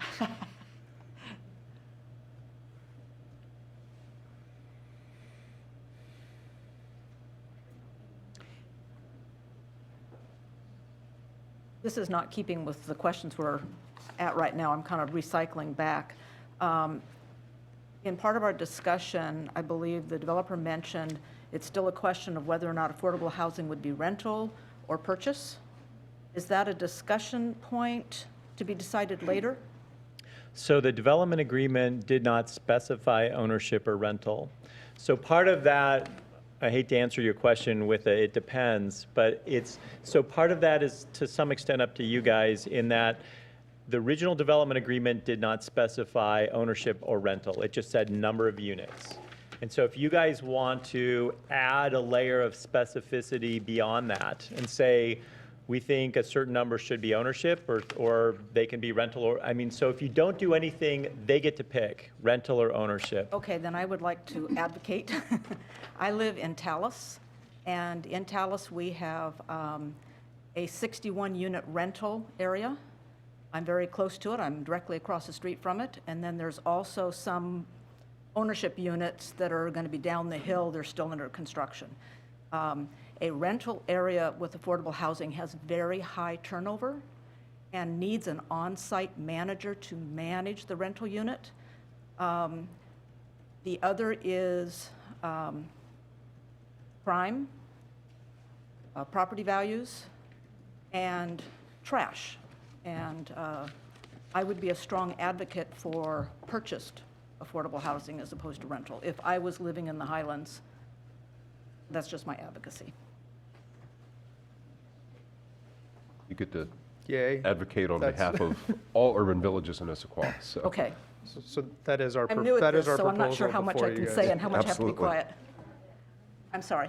I'm sorry to interrupt. That is the proposal before you. Excellent. Is for sale product. Excellent. It Michelle, does make a big difference. how many units are across from you? It's Would you- 61. Yeah, so it's, 60 are rented, and there's supposed to be a full-time manager in there. However, the manager lives in Maple Valley.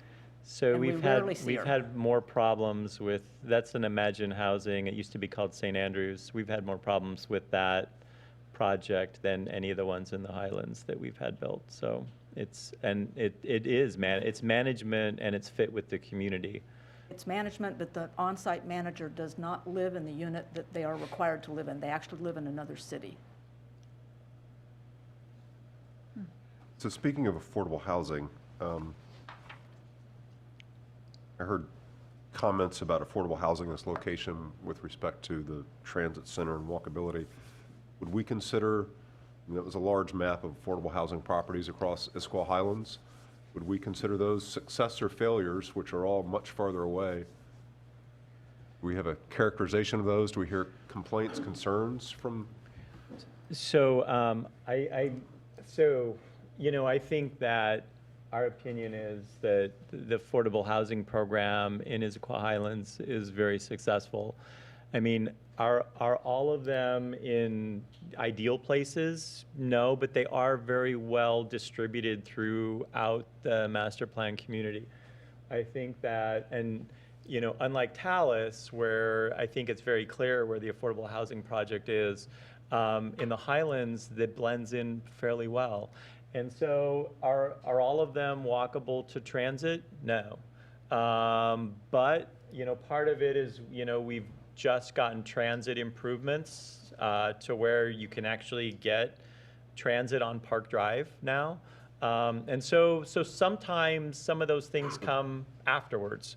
But I think generally speaking, when I look at those projects up on that map, it's about diversity.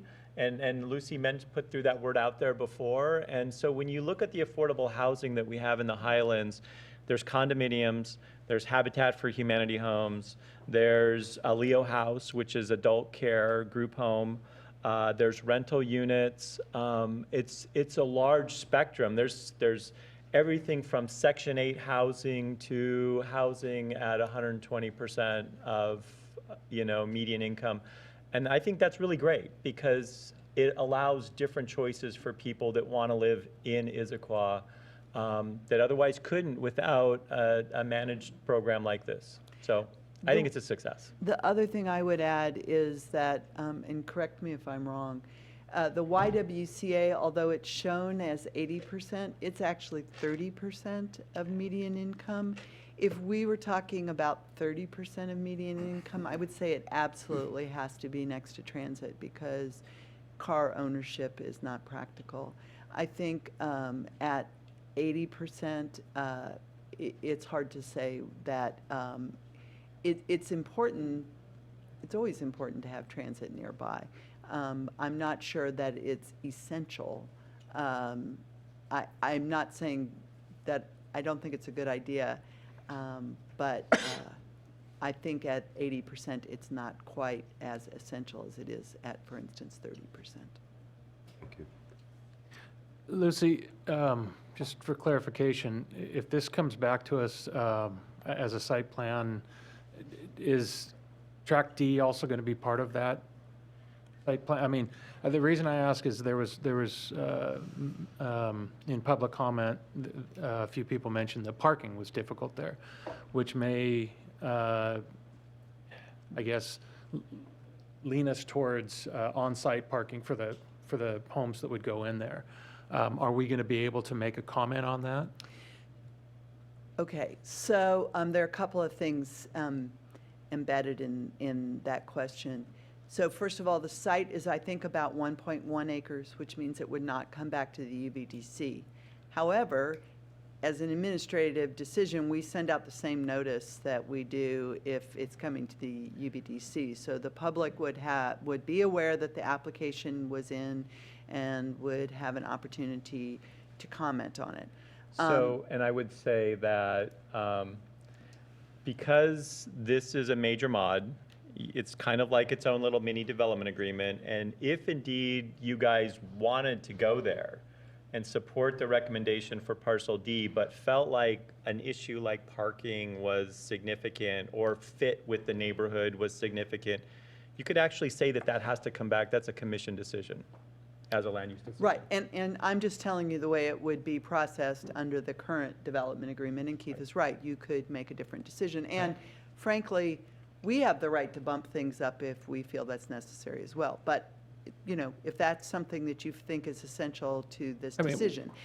And then the second piece is the parking standards are the same as the rest, you know, I mean, they can submit a traffic study and request to have their parking changed, but as of now, they have to provide parking consistent with Development agreement. development overall, agreement. Sure, I understand that, but what I'm saying is if these affordable housing units were built on where the TDRs are, if they were built in that location with Westridge, then we'd be looking at the parking situation. Parking would be one of the things that you would review with a site development permit down in the Westridge area. Right. Okay. Track D will get treated as separate from Westridge. We won't be looking, yeah. We can require. So I guess the question that I would raise is, in light of the size that was just stated of this track, 1.1 acres, would you please reiterate the vision around volume of housing that's being proposed here?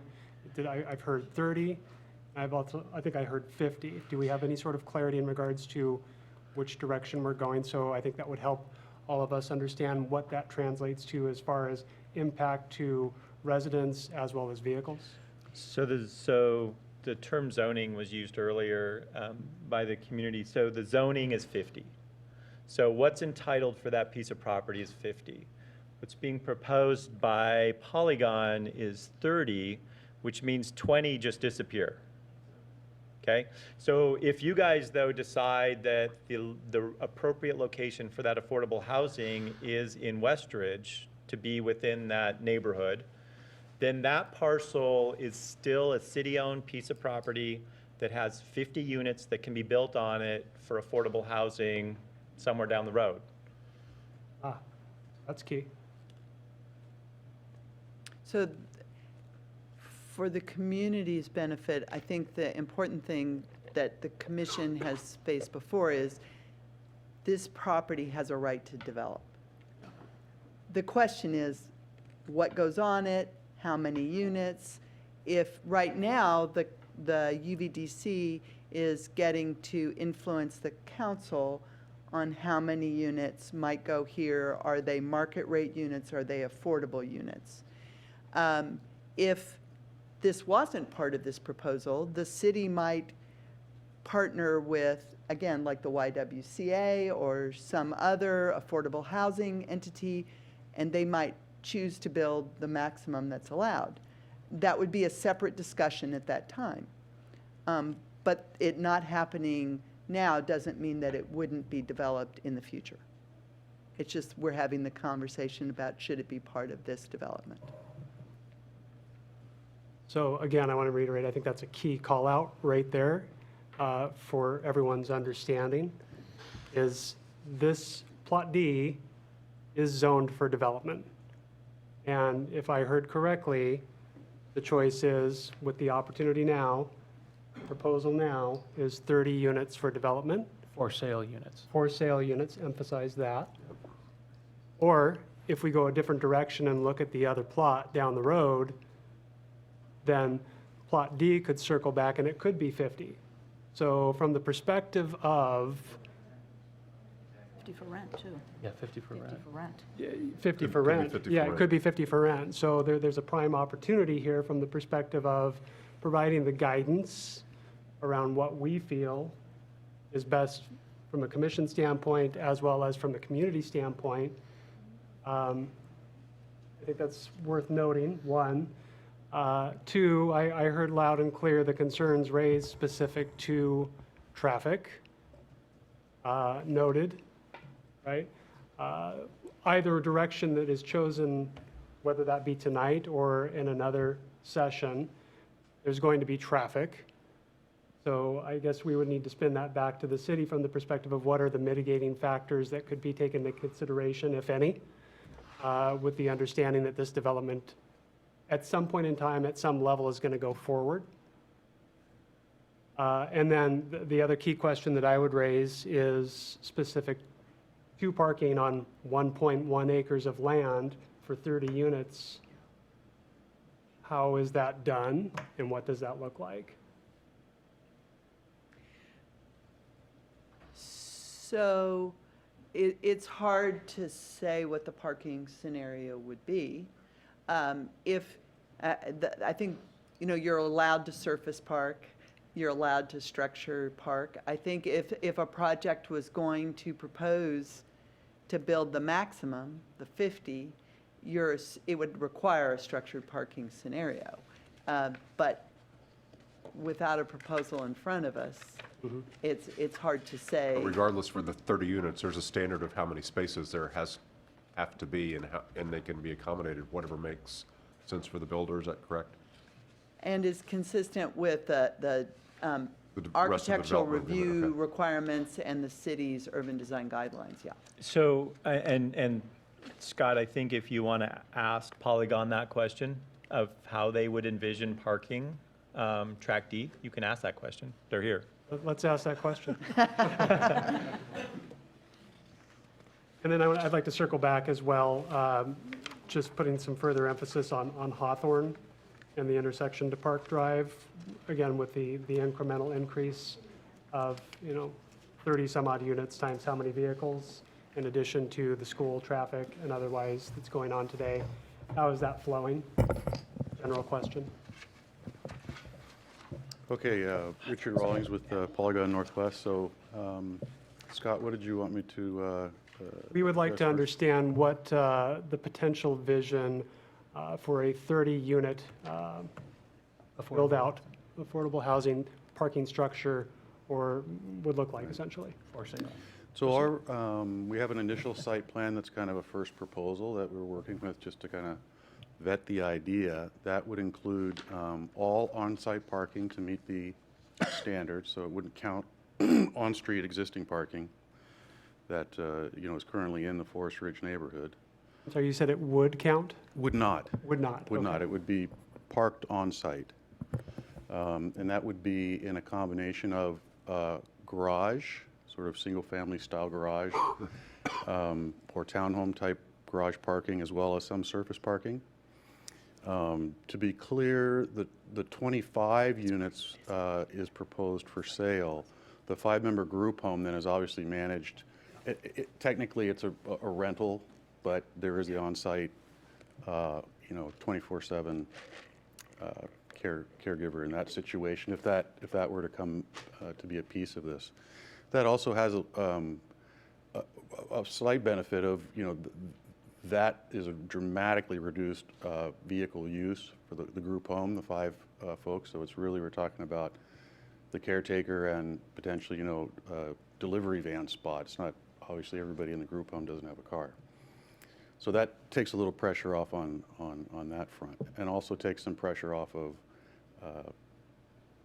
daily trip generation that you might see from I guess, a normal housing perspective.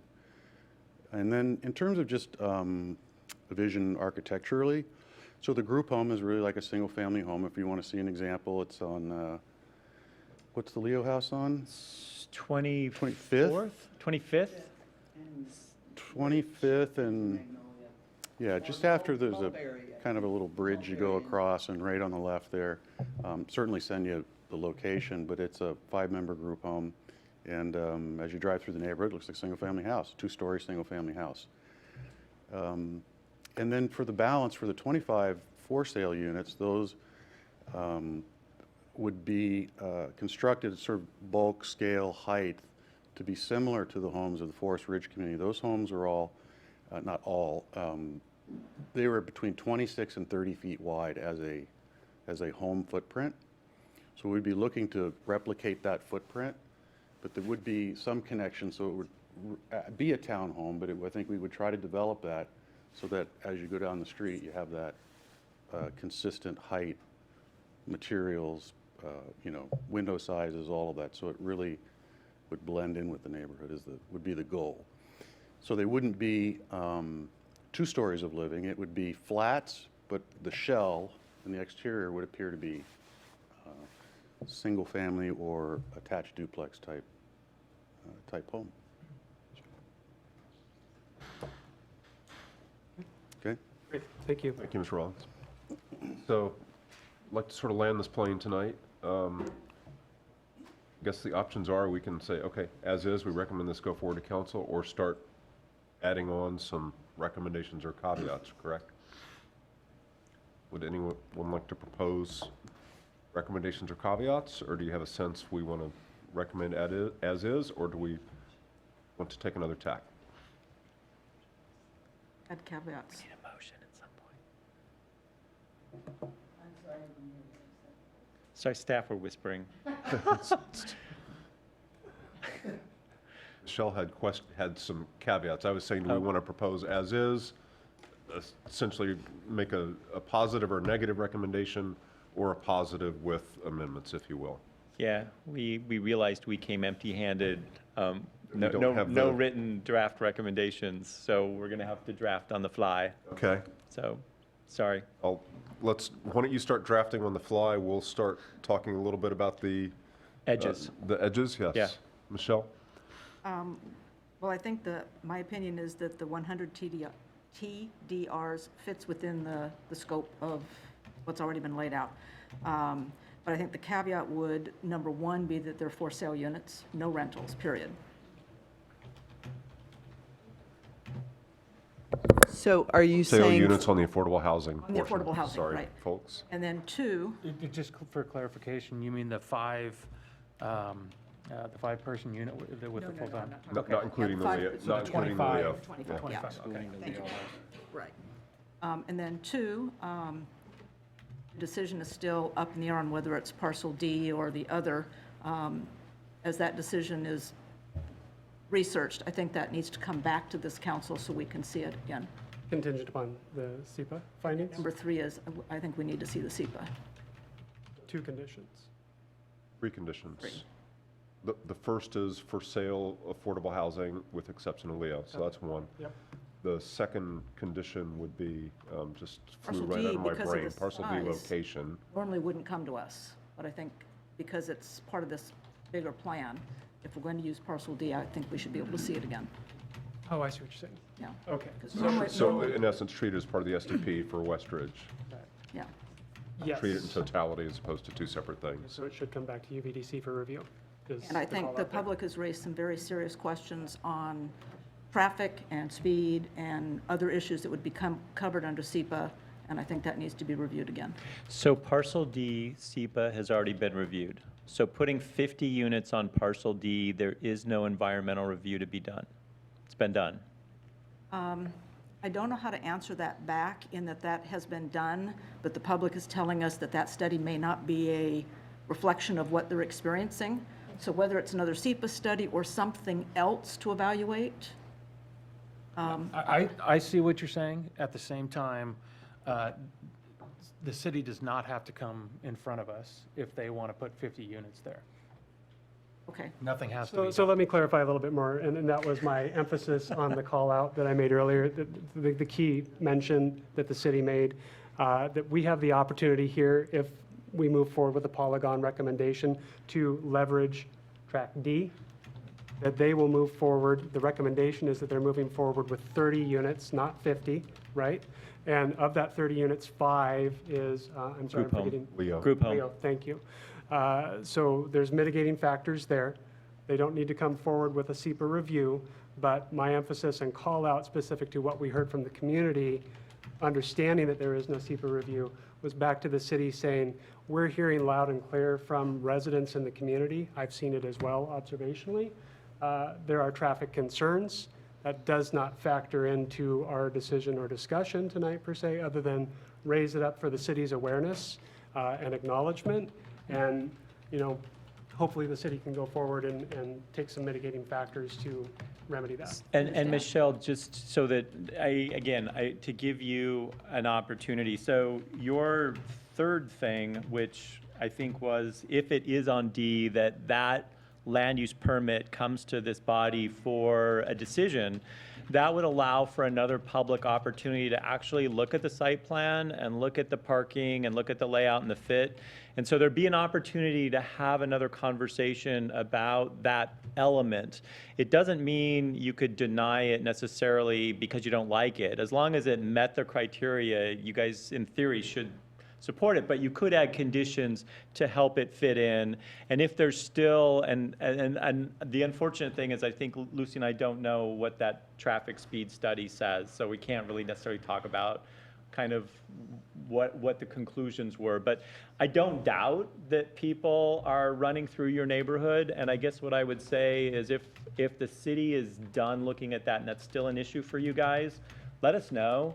Because we can have a conversation again with IPD and with the mayor's office about that, and maybe get some more eyes out on the street to help you guys, because that's new news for me. I did not know that was an issue for y'all, and so that's important. Traffic is just a no-win issue. It's either going too fast, and if we add too much, it slows down, and we complain about that. So we're not going to win. So. It is a no-win.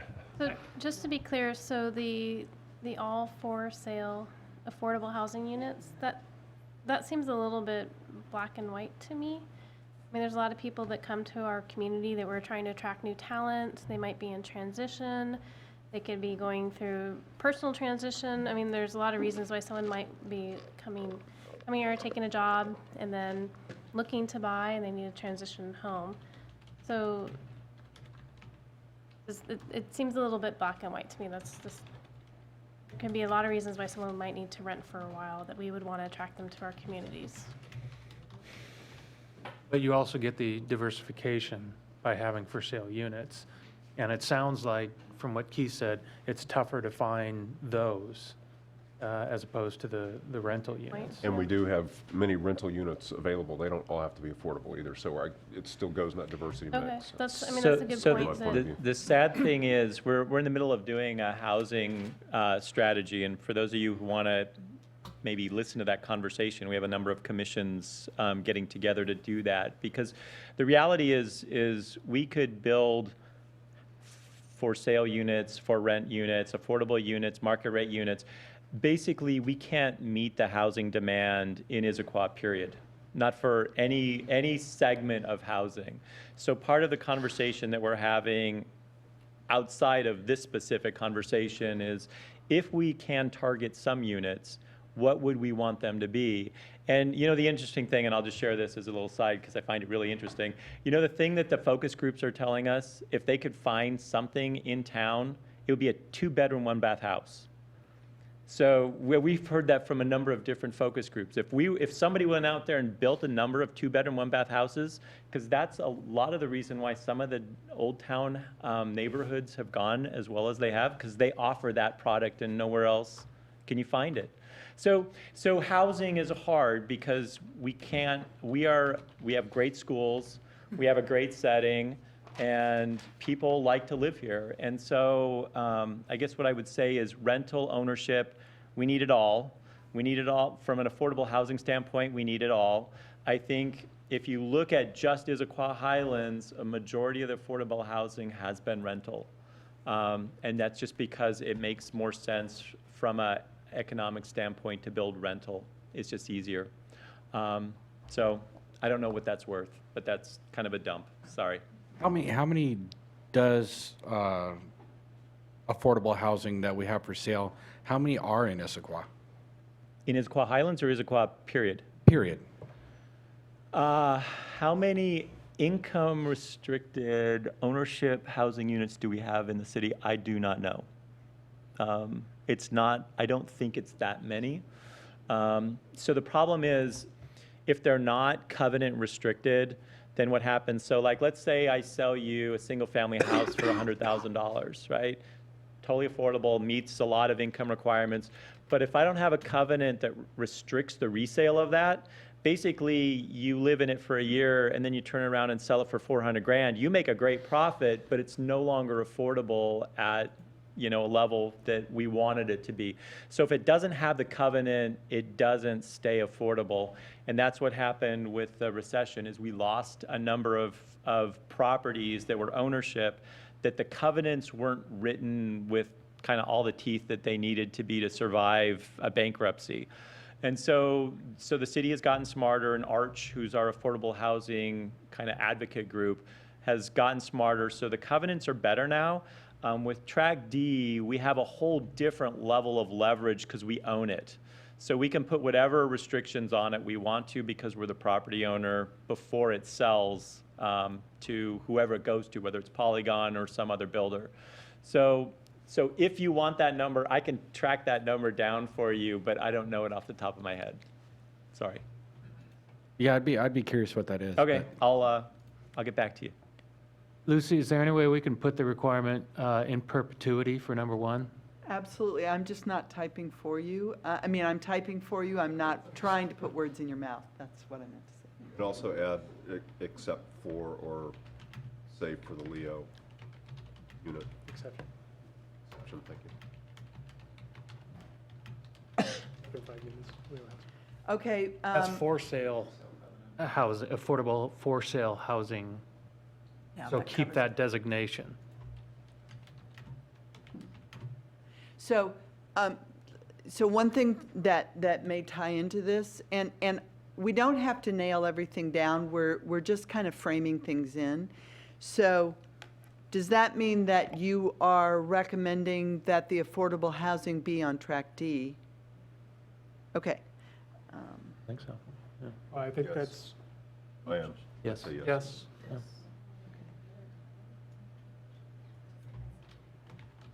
limited to 30.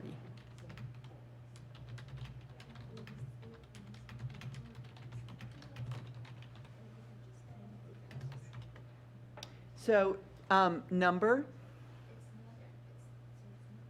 We limit it to the 30? Is that what you mean? 25 and 5 or 30, or Yeah. however it gets written. The 25 and the 5 So Leo? the same as the proposal? Yeah. 25 plus 5. Okay.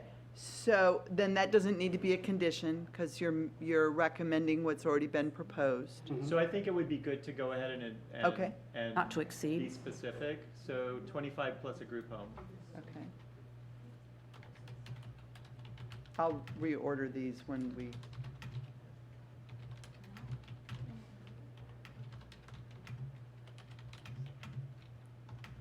When you say timing of units, are you talking about the affordable housing units? Yes, because you had, and I think we could simply say that the construction of the affordable housing would be linked to the market rate housing. I mean, I think that's. Yeah, we don't have to, that's what I meant. We don't have to work it down to everything.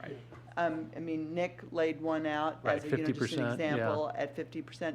I think we can work through that, but what we're looking for is guidance from you guys. And if that's what you want to Yes. include in your recommendation, I'm seeing lots of heads nodding, okay.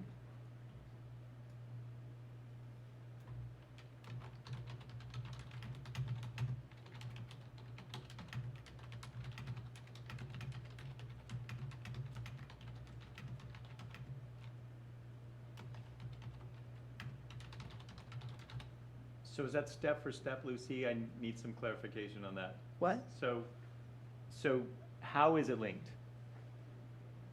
Is it for every 3 TDRs that they build, they have to build 1 affordable unit? I mean, I think what's the relationship? If the build-out happens such that it's done by the time the Westridge is completed, that's sufficient for me, anyway.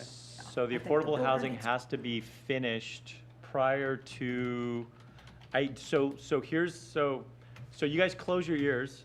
So, so if, what we found in Tallis, because Tallis was supposed to build a retail space, and we linked it to 50% of one particular housing project.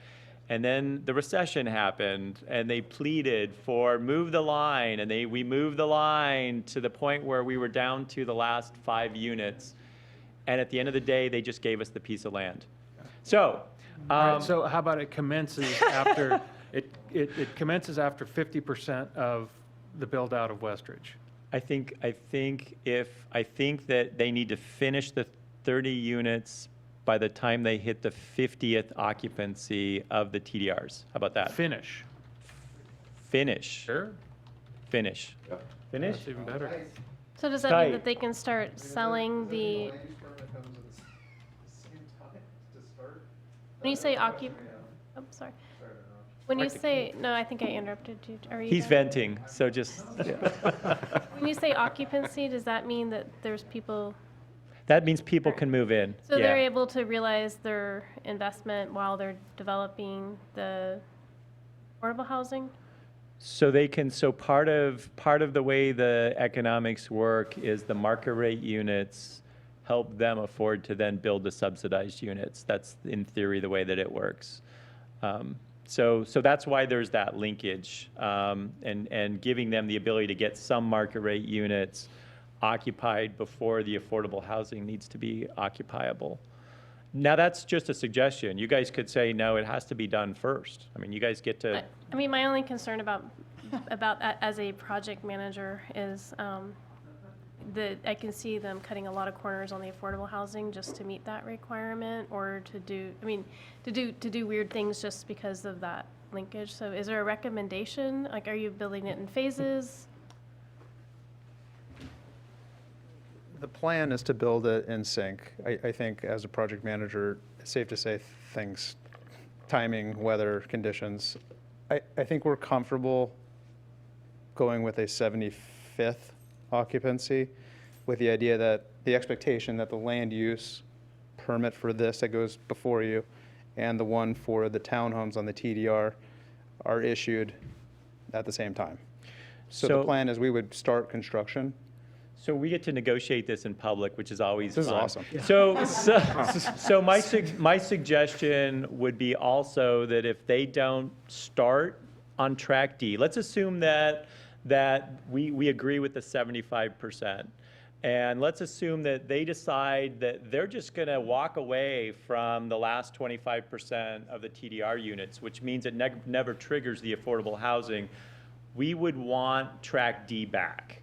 So we would not actually convey ownership to them until we knew they were going to build it. So thered have to be some provision that at the end of the day, they don't get our piece of property and walk away from building the affordable housing units. That would be, we would not be very smart if we Well, did that. is there a happy medium by saying that the affordable housing must be started by the 50th occupancy of the 100 TDRs and complete by the 75th? That I appreciate that. So it makes sense, but the window between 50 and 75 is, Well, you could start it earlier. yeah.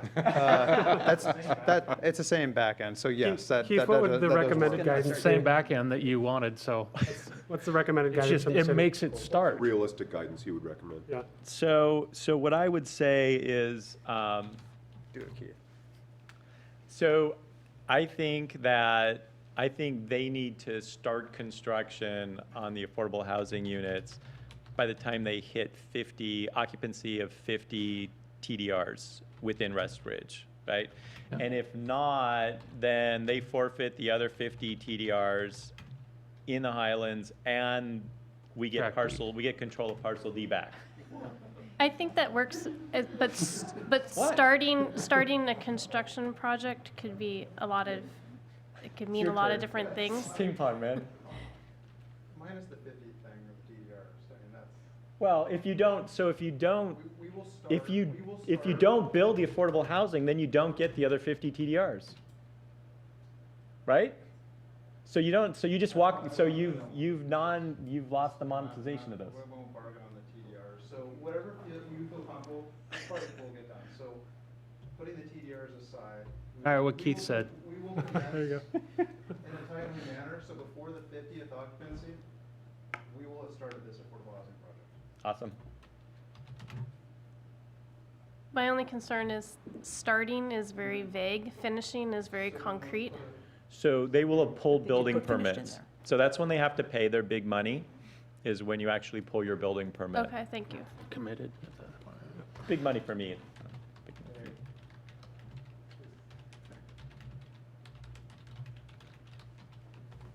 That paragraph. Because that's when they pay the impact fees as well. So they'll be, at that point, they won't likely walk away.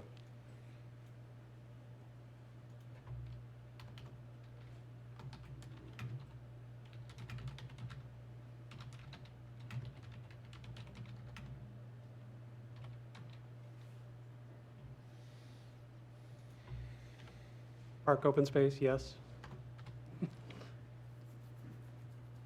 Okay, so one might be to say parks and open space consistent with,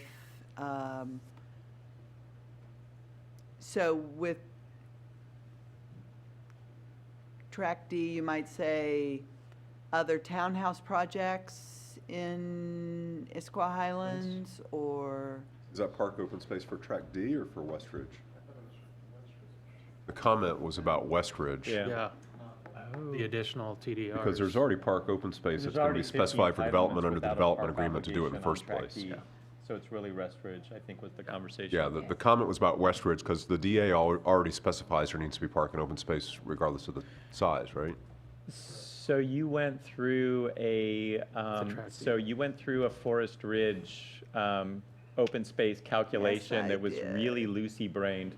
So it may be that these additional, so if they have the same percentage in West Ridge with the TDRs, it would mean more open space, right? So the park spaces would get bigger. And they have to pay park impact fees. Right, and right now they're also doing the lids of all the stormwater vaults, so that we're actually getting fairly large parks with each of their projects. Which will go before you, to the SDP. Right, which you'll build before the 50th, never mind. So do we need to say anything about parks and open I space? I didn't Okay. think so, okay. I'm just went through my notes and was trying to. That's No, good. I it's covered. appreciate that. I like the word skills too. That's good. Anything on the SEPA comment anybody wanted to add? Any wording? May I ask something? That's kind of our biggest concern, so I'm curious on why none of them captured here, the parking and open space. couldn't hear. So I believe you said that the biggest concern is, It's among the biggest concerns that we have. right, this was parks and open space, not parking and Parking and open open space. space. So that doesn't mean that we can't talk about it, but the one that I wrote up here was just parks and open space. And I think the reason that we didn't add parking to the list is that there already are parking requirements for Issaquah Highlands? So there's a parking, so part of, so number 4, basically says when they have a site plan, which shows how the housing units are going to lay out, that'll come back to this commission. So there'll be another advertisement that, hey, a project is now moving forward on Track D, and that would be an opportunity to see the layout and where the parking is. And so that would be a much better time to have a conversation about whether it looks like there's going to be parking spillover into the neighborhood or whether there's enough parking spaces on the site. So I think that gives another opportunity to have a better conversation. Yeah, we're definitely thinking about it. And if you were to go to any of the old UVDC meetings, which I know people love to download and watch, we're pretty active discussions on parking on practically everything we review. And this spent many actually, hours on parking. this actually gives us the opportunity to review it again and to have more public comment at that time. So that's what we've built into this. But the thing I will say is, and just so that the community is clear, when they get it back and they get to have a public review, it will be based on the requirements in the development agreement. So it's not a time to say that's not enough parking.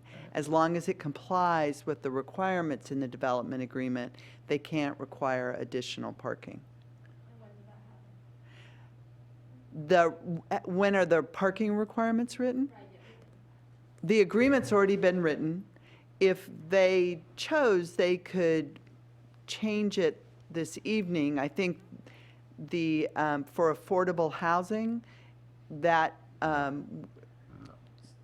So right now, so the standard is generally 2 parking spaces per every housing unit, okay? And that's either usually done in a garage or in a garage in a driveway or in surface parking for apartment complexes that don't have garages. When they come back, they're going to come back with these 25 housing units on that parcel and the group home, and they're going to show parking. Now, the city code does allow for a reduction in parking if an applicant can show that their users don't have as many cars or whatever the case might be. I think one of the values of this meeting tonight is we've heard a number of you express concerns about parking overflow from that parcel into your neighborhood. And so if they were to come and ask for, say, a parking reduction, that is going to, it's going to be scrutinized pretty heavily by, I think, the city staff and definitely by the commission. And because, I mean, yes, it's walkable to transit, but the park and ride is a ways away. And so to say that somebody who might live in that neighborhood doesn't need a car, I think we have to kind of judge whether that's a reasonable expectation or not. And so I guess what you're hearing from me, hopefully, is that we are hearing that parking is an issue for your neighborhood, and to approve a development that's going to cause a bigger parking impact on your neighborhood than what exists already, I don't think we would want to do that. So I think you guys have set the stage really nicely for us to be concerned about that issue for you when it does come forward. Timing-wise, so here's the issue so that we're all thinking about this similarly. So Lucy and I are supposed to sunset the development agreements for the Highlands and Talus next year. So these guys need to get all their land use permits next year. So the land use application for them, if assuming the city council, so these guys make a recommendation and they're kind of working on that now, but the city council ultimately makes the decision. If these guys get the approval to build their project on parcel D, they would have to move forward with an application to do that probably in the next 6 months. Yes? Yes. So, I've seen the schedule. So sometime between now and June, they would have a land plan for that parcel, and we could continue this conversation about what the access, where would they put the access out on the street, where's the parking and all of those kind of things. So sometime in the next 6 months, if this survives them and then the city council.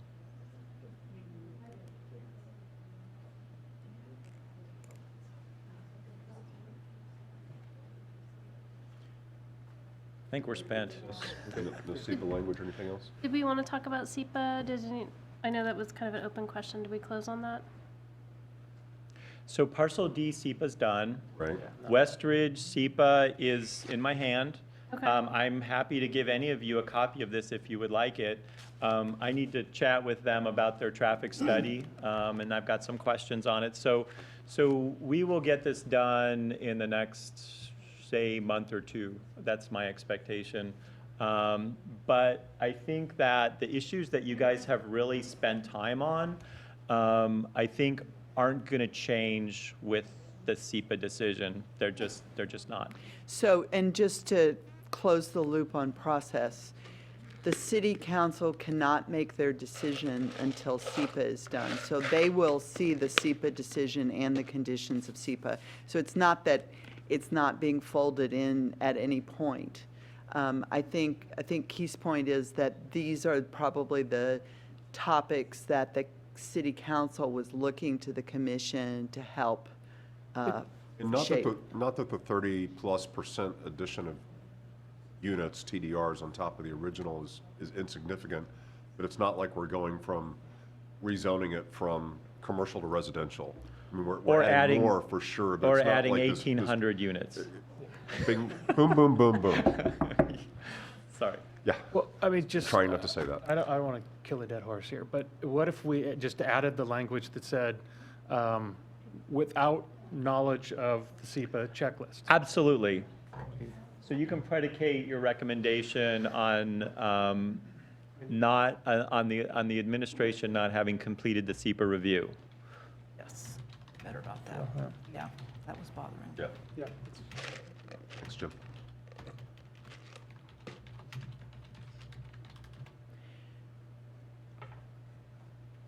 So one other question.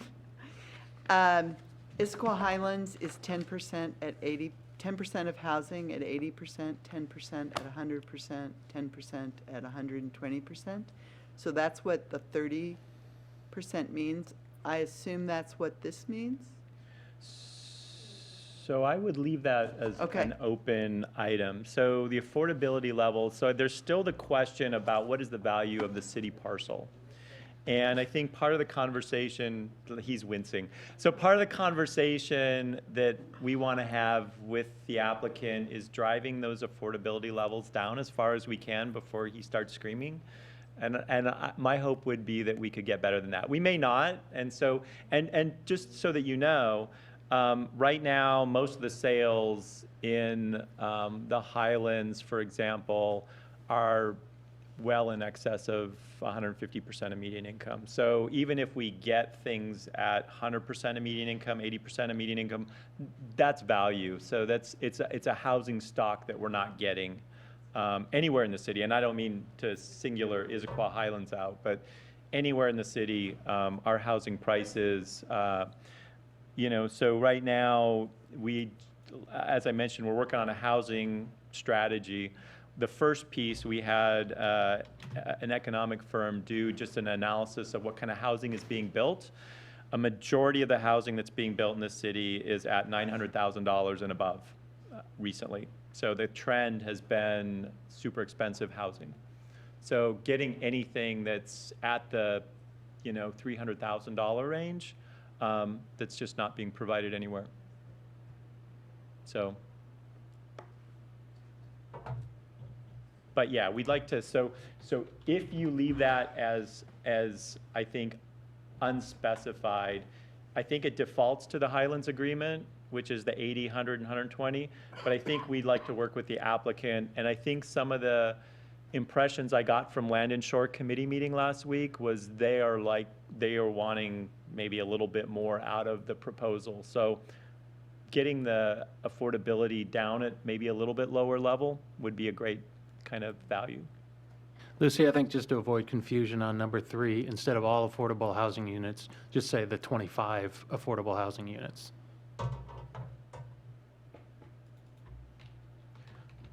I think that's great. I mean, they could choose to do additional affordable housing as part of the TDRs, and I think we're really focused on the 30 units. Okay, great.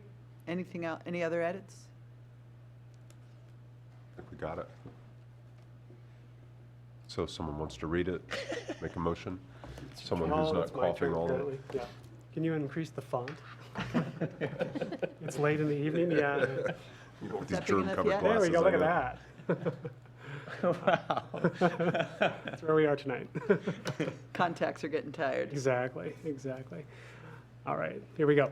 I move that the UVDC recommend approval to the council of the Issaquah Highlands Development Agreement major modification to allow 100 TDRs in association with the West Ridge property based on the submittal materials and presentation this evening, with the addition of the following conditions, but without the benefit of a SEPA determination. Number one, affordable housing units will be located on Track D. Number two, affordable housing will be 25 units plus a 5-person group home. Number three, the 25 affordable housing units will be for sale and maintained as for sale affordable housing units in perpetuity. Number four, Track D's land use plan would be reviewed and approved by UVDC. And number five, the timing of the construction for the affordable housing will be linked to the market rate TDR construction. The affordable housing will be started by the 50th occupancy of the 100 TDRs and finished by the 75th occupancy of the 100 TDRs. For this condition's purposes, started means issuing building permits. We have a motion? Moved. Second? All in favor? Aye. Any opposed? It's like unanimously recommended. Lucy, I think you can like save that somehow electronically. Actually, you're not allowed to here. All I can do is save to the desktop. I can't save it any place I can get to it. So thank you. Sorry, we've gone a little bit long. That was an interesting one. Thank you, guys. Any other business or announcements from, I'm looking at Lucy and Keith.